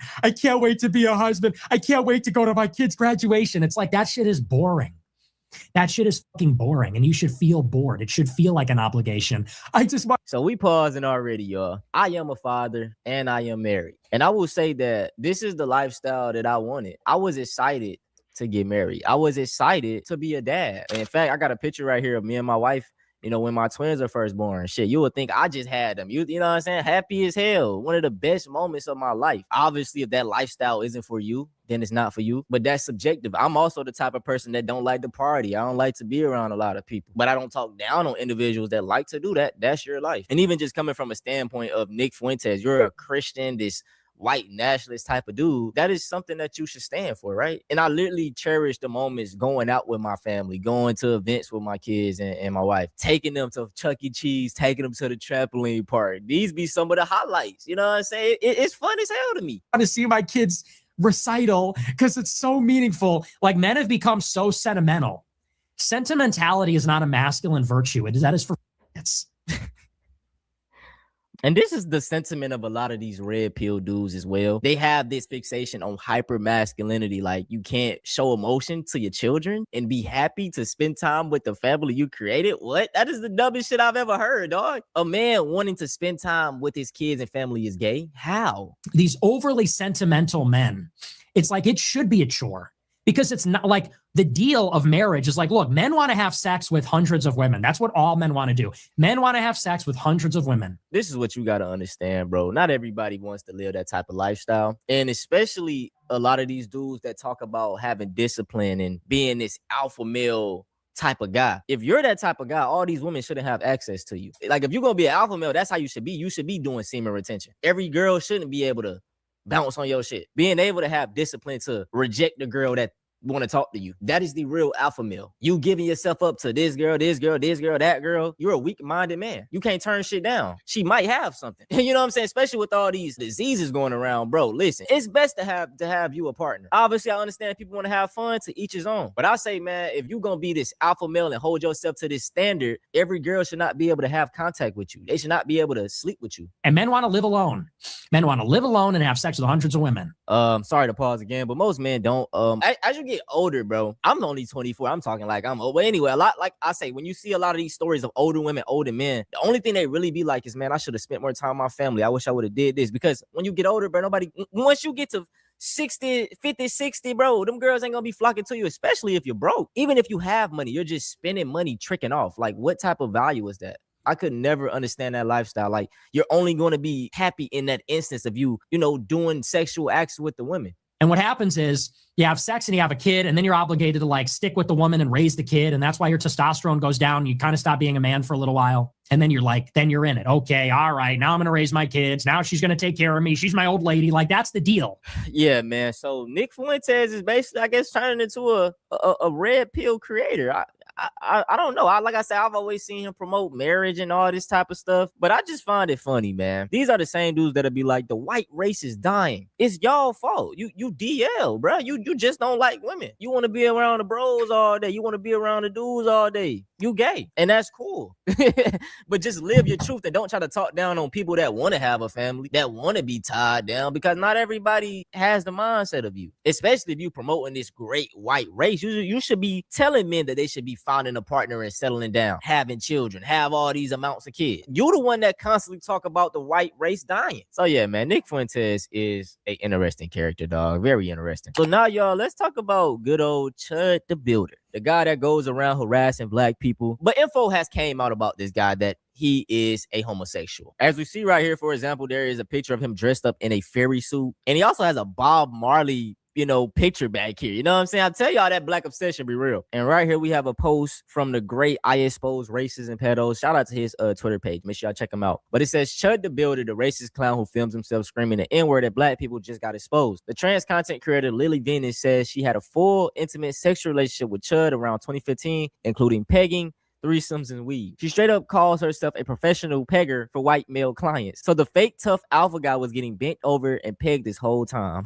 Now, before we watch this video, I want to show y'all the interaction that this woman had with the Chud on stream. Like, they ran into each other on a weird coincidence. And after that happened, she came and posted this video. So let's watch that one first. I don't really remember you, but you do look familiar. No, I'm Dalton.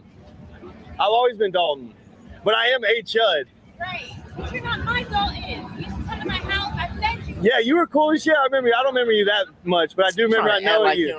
See, we got roots. Hey, you scared me a little bit when you came up like that. You helped me when you were following Liver King. But before you were following Liver King, you used to sell me weed. I fed you before. It's been a long time.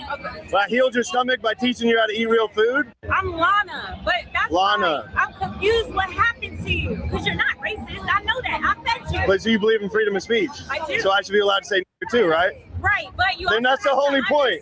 That's it. People don't. Bro, they be faking. Like, you know what I'm saying? I'm not going to say he's not racist, but he's doing it because it's a grift. In 2026, it is extremely profitable to be racist. These edgy teenagers, white teens, they eat that shit up. Have emotional intelligence. They can't. Is that my fault? But listen, you gotta be careful because. Hold on, amigo. What's up, y'all? Lily Venus here. Pretty with a big. It's literally in my bio. I'm only bringing this up because Chud the Builder's cameraman put our conversation on Broadway on YouTube. Now millions of people know what I look like fresh off work. Fucking great.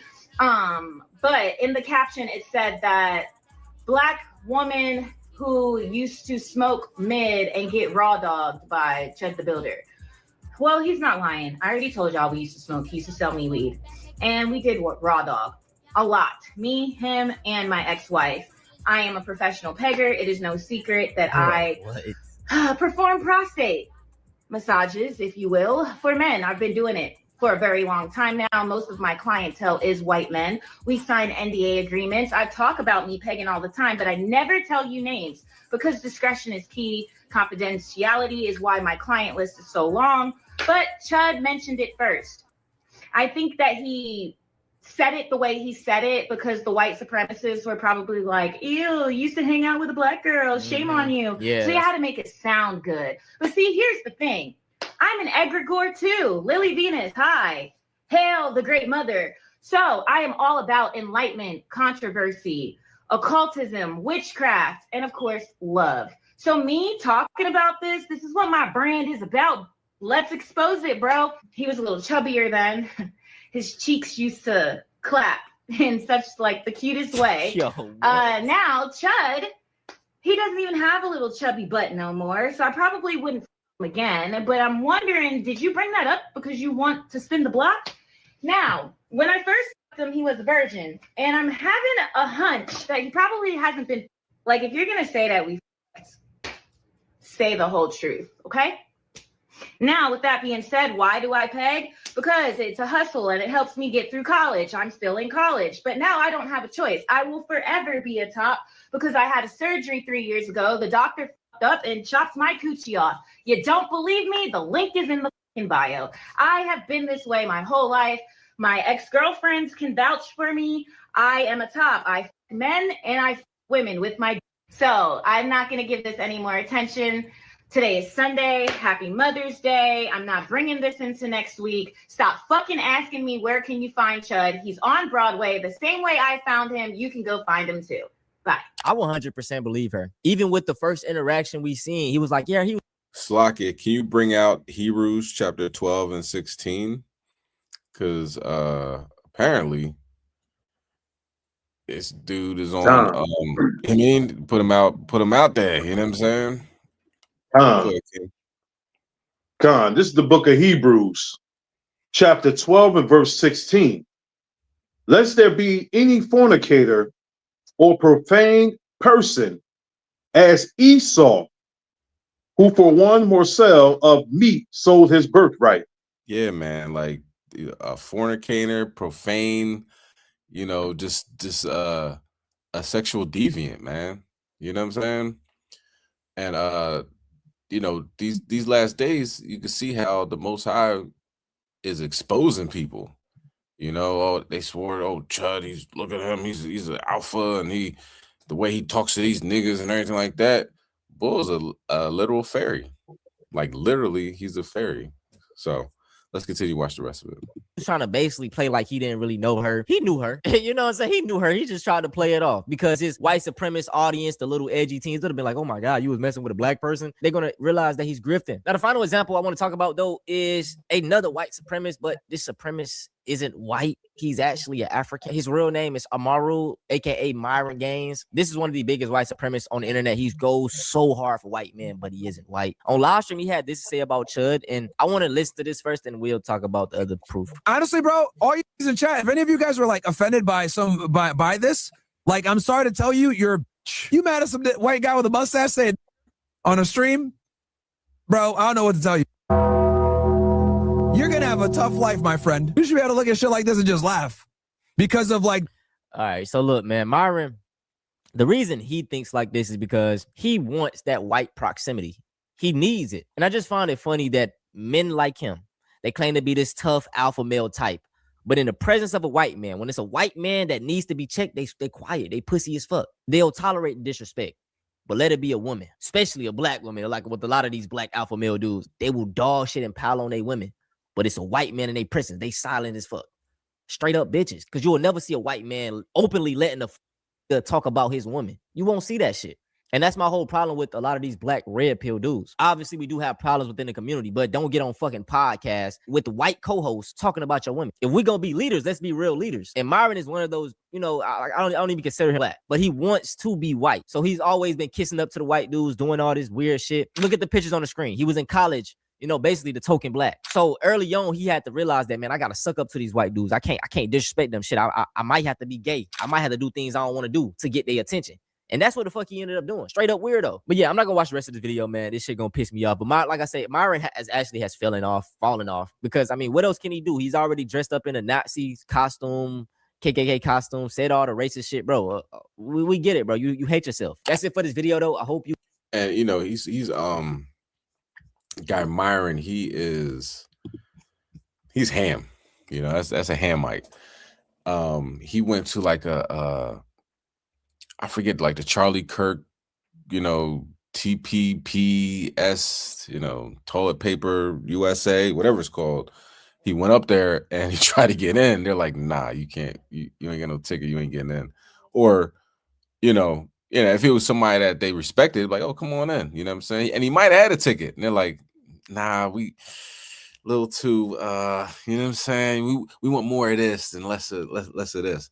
So he's looking stupid on the outside in the lobby, you know, calling people like, "Oh, they won't let me in," and everybody filming him and laughing at him.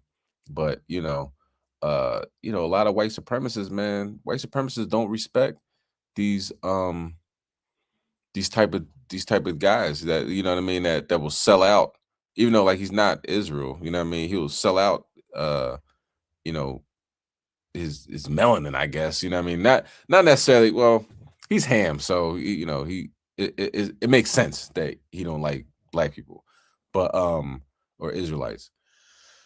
But you know, whatever Esau wants, he's gonna jump through a hoop to get, you know what I mean? But at the same time, they don't like him. You know what I mean? Esau really don't respect people like that, you know. Me and Elder Macabre, you know, and the brothers that went to January 6th when they, you know, raided the Capitol, we talk about all the time how those Edomites were like, yeah, man, we hear what you guys are saying. You know what I'm saying? Hey, put it there, bro. You know what I'm saying? Like they could have had a whole nother different type of energy.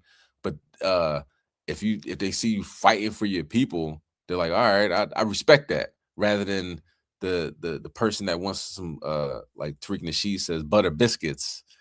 You know what I'm saying? That's not respected at all. All right. Now let me go back. I'm gonna finish up. I know it's getting late. Let me go back. Let's get Isaiah chapter 66, verse 15. All right.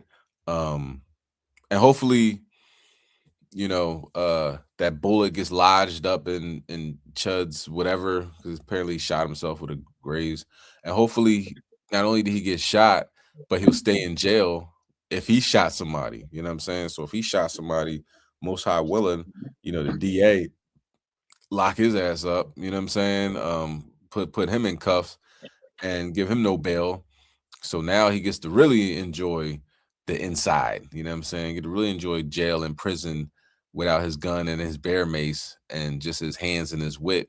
And I don't think he's gonna make it that far. You know what I'm saying? He likes black men. That's weird. But they'll probably be having him stand on the toilet singing love songs. You know what I mean? All right, but let's bring that out. Isaiah chapter 66 and verse 15. We're gonna talk about the fires that's happening around the country. All right. And we got it. You can bring it out. This is the book of Isaiah, chapter 66 and verse 15.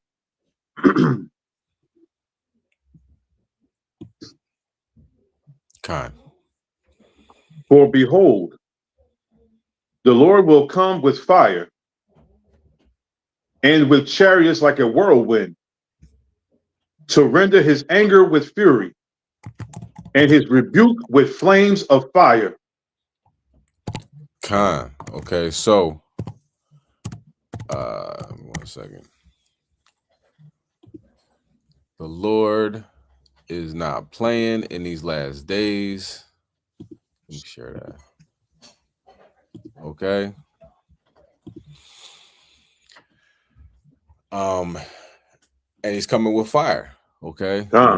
Rebuke with flames of fire. Okay, read on. For by fire and by his sword will the Lord plead with all flesh, and the slain of the Lord shall be many. So right now, what we're seeing is these fires that are occurring in these refineries. So think gas was high now. You know what I'm saying? If they ain't got refineries and they're having fires all the time, it's gonna look really bad.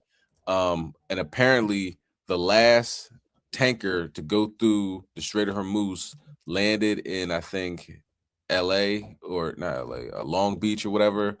I think the 8th or something. This landed not too long ago.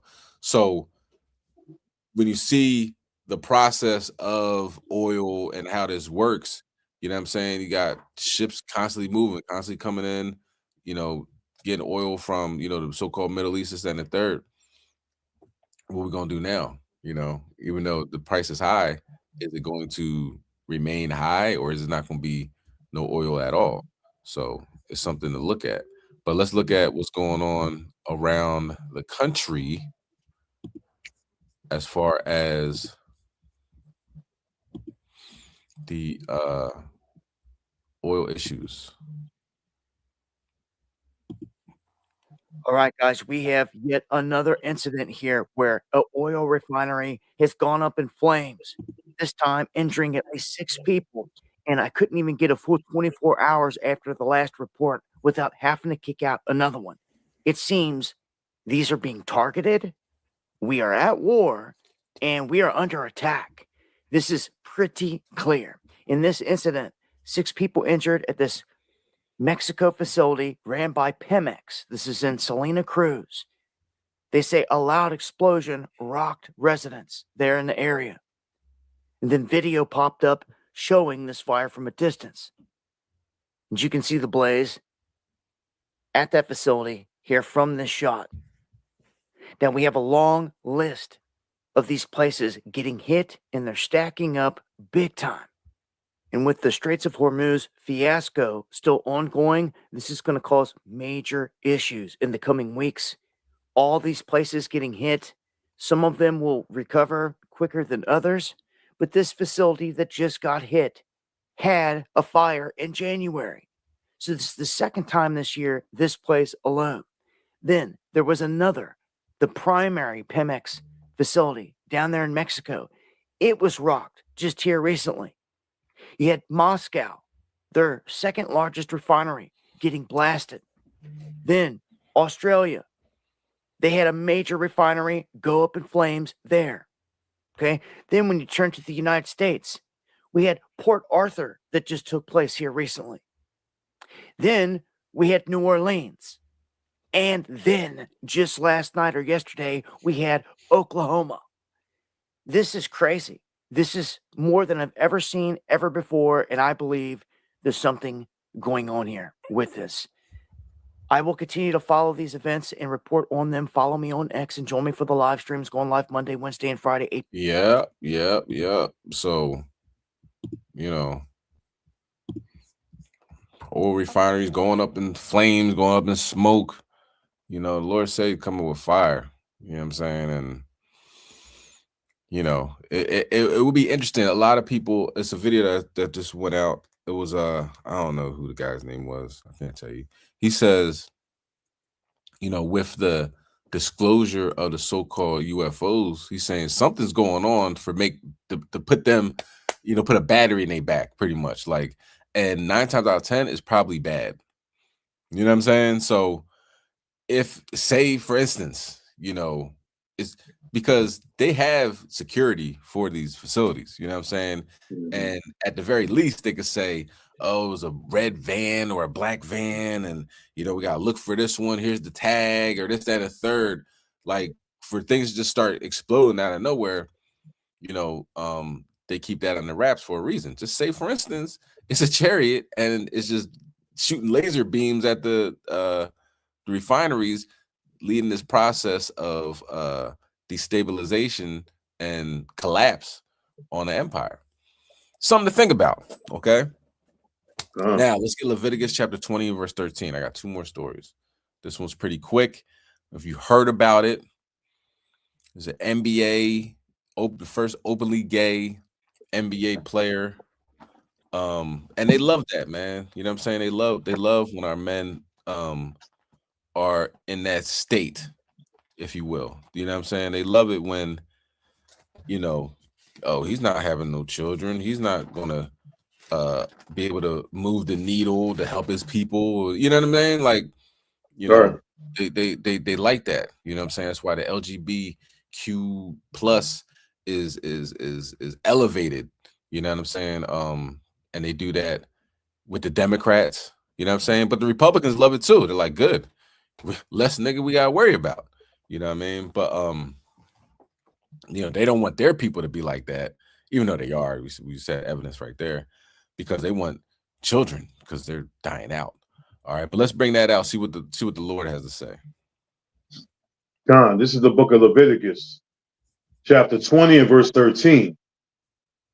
If a man also lie with mankind, as he lies with a woman, both of them have committed an abomination. They shall surely be put to death.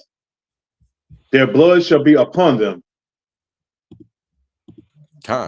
Okay, so, you know, the world will say, you know, oh man, that's his truth. He's living his truth. Love is love. You know, he came out like that. I was with Lady Gaga say I was born this way, and this, that, and the third. What does the Lord say? Yo, if you do that, it's an abomination, and you shall surely be put to death. Their blood shall be upon them. You know what I mean? And we don't get any joy out of the brother dying because it's our brother. You know what I'm saying? So if it was Esau, you know, get him out of here. Other nations, get him out of here. Wish the brother would have repented. You know what I'm saying? We want our brothers to repent. You know what I mean? Like the scriptures say. All right. But hey, this is judgment, so we definitely gonna talk about it. You know, and I looked up, I couldn't think about it. I remember it was the first openly gay football player as well. And what you know what I'm saying? Michael Sams or something like that. Yeah. On the Rams. I think he played on the Rams. And the thing about him, I was like, they did him dirty because they drafted him like 7th round. He didn't play nothing. You know what I'm saying? With the Dallas, he went on a practice squad and they got him out of there. So it's like they drafted him to be like, yo, look at this big black Negro that's a homosexual, and we could put him, you know, we parade him out there to the world. Like, you can be in the NFL and be gay too, and this, that, and the third. But what happened? He ain't play like one snap. You know what I'm saying? So they will put you out there as the you know, the face of you know, black masculinity. You know, look how we can emasculate these men, but then they throw you away, and you know, he's like a coach somewhere now. All right, but let's watch the report. So lately, y'all, I have been honing into. We have more breaking news. Jason Collins, the NBA's first openly gay player, has died from brain cancer. He was 47 years old. Collins went to Harvard Westlake High School with his twin brother. He then went on to Stanford, and he played for several teams in the NBA. In 2013, he announced he was gay. He retired in 2014. Last November, Collins told ESPN that he'd been diagnosed with stage 4 glioblastoma. Yeah, look, man, God ain't playing. God ain't playing with nobody. So, you know, prepare. Don't listen to what the world will tell you. Listen to what the scriptures will tell you. You know what I'm saying? And you know, he and they love them. They love emasculating black men. You know, strong, athletic, and everything like that. You know, but you know, he's going against nature. He's going against the Most High God. And 47's young to die of brain cancer, man. That's, you know what I'm saying? Chassadyah. Yeah, I was just thinking that. I was like, yeah, I'm right next to the brother right there. You know what I'm saying? Like, what are you doing? Like, yeah. That's the Lord don't play no games. You know, he ain't live out his life peacefully and, you know, with his NBA money and kicking his feet up and everything, because he had all the money in the world, you know, NBA. So millions of dollars, you can give a doctor millions of dollars. If the Most High says it's a wrap, it's a wrap. So that should be, you know, more evidence that, you know, money don't mean nothing. You know what I'm saying? Following the Lord, that's the plan. You know, prepare yourself, not getting all your money together and I'm gonna get gold and I'm gonna get this and I'm gonna get that. You can't take none of that. You know? Yeah. He couldn't, you know. So now he's dealing with the Heavenly Father. And what do you think that conversation is like?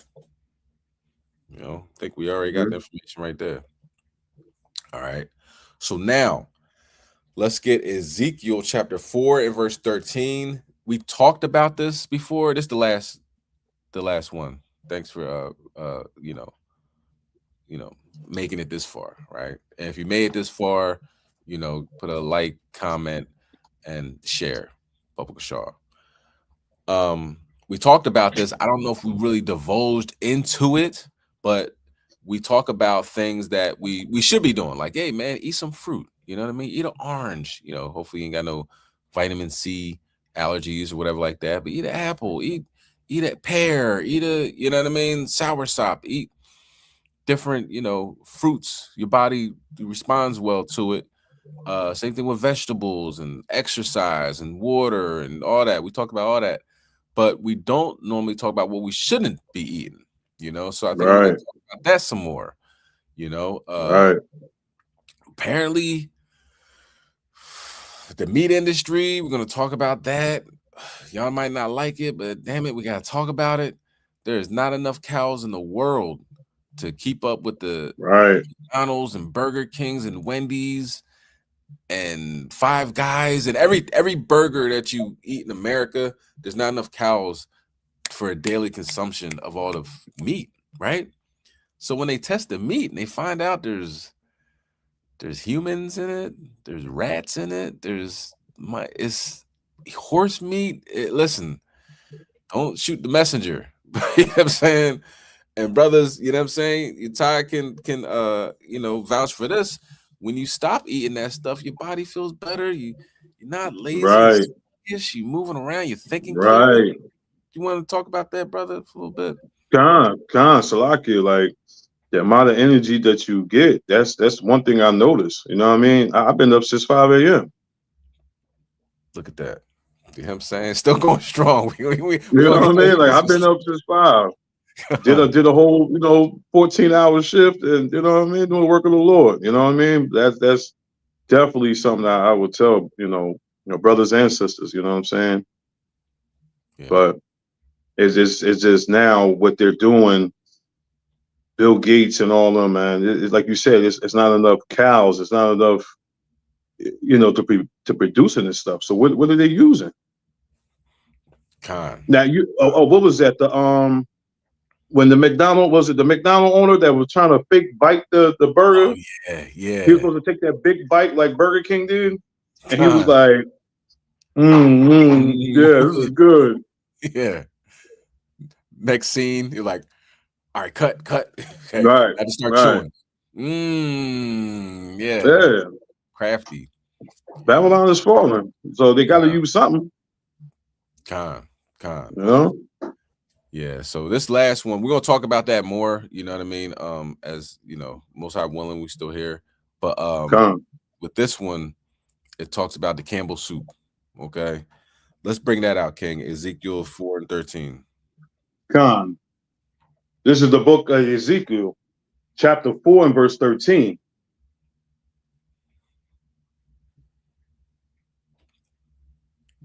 And the Lord said, even thus shall the children of Israel eat their defiled bread among the Gentiles, whither I will drive them. So this food is defiled, man. Let's watch this. This is the last video. And don't forget, new moon's coming up Friday, the 15th. May 15th. First fruits coming up the 23rd. All right. So let's get in order, all right, and get things going in the right direction. All right, here we go.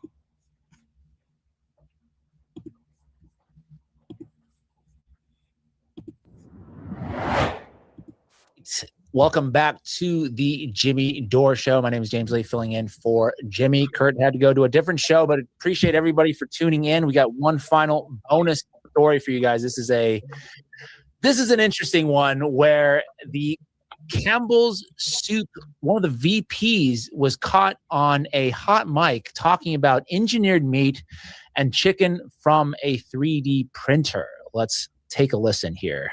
Former Campbell Soup Company employee is taking legal action against the food giant, and he's making some explosive allegations about one of its top executives.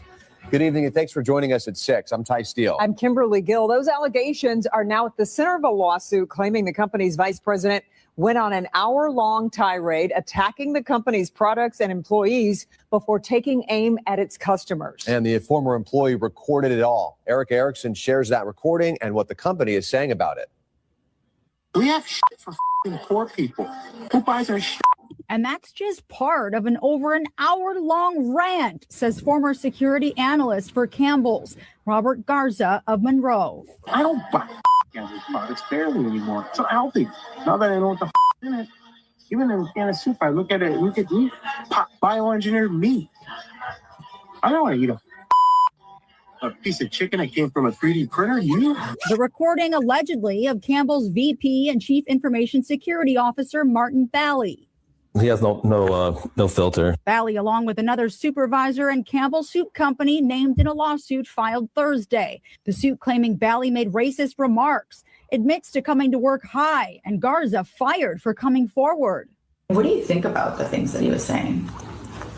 Oh, just pure disgust. Garza says. All right, so that we appreciate some people like that, just for saying the quiet part out loud, because that's what we need to know, because Campbell Soup is not really real food. So let's find out what this 3D printed meat actually is. The entire world will start eating meat printed by a printer, and we won't even be able to tell if it's real meat or not. This isn't a plot from Black Mirror, it's our reality unfolding. Here's why printed meat resembles real meat so closely. The 3D printers use special bio-inks to create it. These bio-inks are actually made from stem cells extracted from different animals depending on the desired type of meat: beef, pork, poultry, or even fish.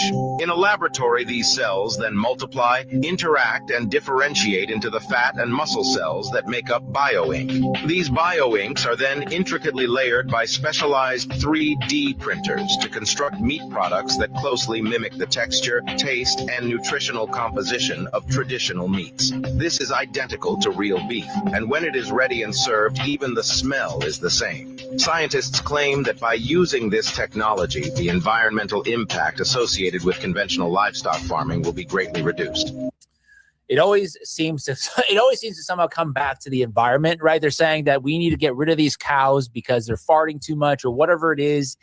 And the whole goal is to basically, this is why there's also a war on farmers, is because they want these people, they meaning Bill Gates and all these people who have invested in all this engineered meat companies, they want you to buy this lab-grown meat versus actually eating just real food that we've been doing for thousands of years, because now they have a financial stake in doing so. Because if they can't, or one of the most important things for them to try to do is not only control how you think and all the surveillance and things like that we've talked about, but also to control the food supply.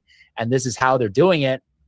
So let's take a look a little bit of who is actually, who might be the ones that are profiting from this. So there's a few different companies that are producing 3D meat printed products right now. One is called Redefined Meat, that is Israeli based, and they produce whole muscle cuts like steaks, brisket, and pulled pork. 2022, they raised $135 million to scale factories in Israel and the Netherlands, targeting global expansion. There's another company called Good Meat that's based in the US, specializes in 3D printed chicken nuggets and fillets. That sounds real good. From stem cells cultured into tissue and printed into structured forms. They received FDA and USDA approval in 2023. Let's see what else. Stakeholder Foods, Israeli-based as well.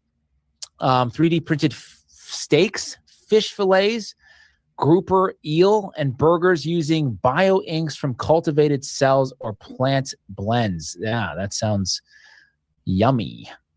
What else? Aleph Farms, also Israeli-based. What is this with the Israel-based companies? What are they trying to do here?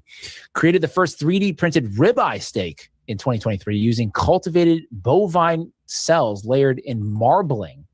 Their products emphasize premium cuts and have been approved for sale in Israel. They've partnered with 3D Systems for printing tech.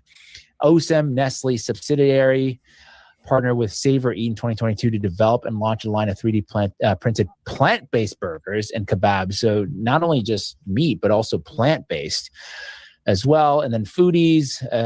So this is a massive market, by the way. It is right now currently $179 million, but expected to grow 16.8% per year between now and 2032, with a projected market size of 692. So basically $700 million market by 2032, a massive market. So this is what they're after. I'm glad, I'm actually glad the Campbell's VP was so honest. So he's a bit of a loose cannon, because now we get to know some of the truth behind. You need, like Kurt was saying before he signed off, we need snitches. And I'm not sure if he was trying to snitch there on purpose or on purpose, but even so, now we know some of the truth. And this is kind of where we're headed. And we need to reject this. We need to say no to this. I know they're brainwashing us to think that there's some kind of environmental cause that we're championing by eating these things. I don't think that's necessarily the case here. So the message that I would like to leave everybody here with today is definitely focus on eating real food. You can't go wrong with real food, focusing on the truth, figuring out who's saying what's happening behind the scenes. Don't be fooled by just narratives and what people tell you that this is what's going on. Look a layer deeper. Who's benefiting from these kinds of things? Who might be pulling the strings? And as always, just, tune into the Jimmy Dore Show. He does it. Amalek is diabolical, man. Like he's a diabolical beast. You know what I'm saying? And the world can see it. you know, but you know, who wants to eat food printed from a 3D printer? You know what I'm saying? Right. Like, what is that going to do to your body? How do you digest stuff like that? Eating stem cells and all that, man. So, you know, we got to take it back to the natural, take it back to the essence. You know what I'm saying? Be real, you know, rice, you know what I'm saying? Peppers, you know, most are willing. The stuff you get isn't plastic rice and you know, GMO peppers and stuff. You know what I mean? Just we gotta make our own food. It's a guy on Instagram that he's funny. He'd be like, hey, I'm going in front of KFC. We're going to see what's good. Is he seeing it? What's good things you can eat in KFC? There's nothing effing good you can eat in KFC. Chicken. Stop being effing lazy. You know what I'm saying? Yeah. They're both funny. You keep you going, keep you like, man, you're right, man. You know what I'm saying? Make your own food. Fast food means fast death, man. You know what I'm saying? Make your own food. If you're lucky enough, or I'm lucky, blessed enough to have like a farmer's market near you, you know what I'm saying? Get that type of food, the local food or whatever. When you start getting, you know, packaged, prepackaged, processed food, that's why everybody getting diabetes, heart disease, all types of, you know, problems. It's the stuff that we putting in our body for real. You know what I mean? Drinking soda after soda, like it's diabetes juice, man. You know what I'm saying? Get a gallon of water, get some tea, hibiscus tea. Yeah, you know what I mean? And it's good. You know, that's you feel refreshed, you know what I'm saying? Nice cold hibiscus tea, you know. So let's move in the direction of being the kings and the daughters of Zion on the earth. We got to be here for longevity. Let's not let them take us out through the food. You know what I mean? We're not ignorant of Esau's devices. We're not ignorant of the devil's devices. So let's sidestep that jab or that hook that they throwing. You know what I mean? And come back with our own two-piece. Okay. Kwom Yasha'Allah, Dawada, Yatai, you know what I mean? The reading. Khan, we gonna get this thing moving in the right direction. And like I was bringing out, new moon this Friday, first fruits coming up. You know what I mean? Get your donations in. Get prepared. You know what I mean, for an amazing time. You know what I mean? All praise and honor to Yahweh Shem Yahweh Shai. July 4th coming up. So let's lock in, y'all. Prepare ourselves for what the future will bring. Kwom Yashala, we got next. Shalom. Shalom. All praises. All praises.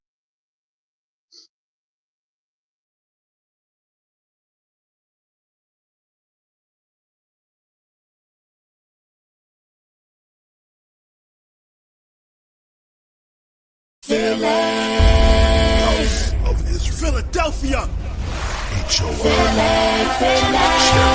Brotherly love. We see you. Come on.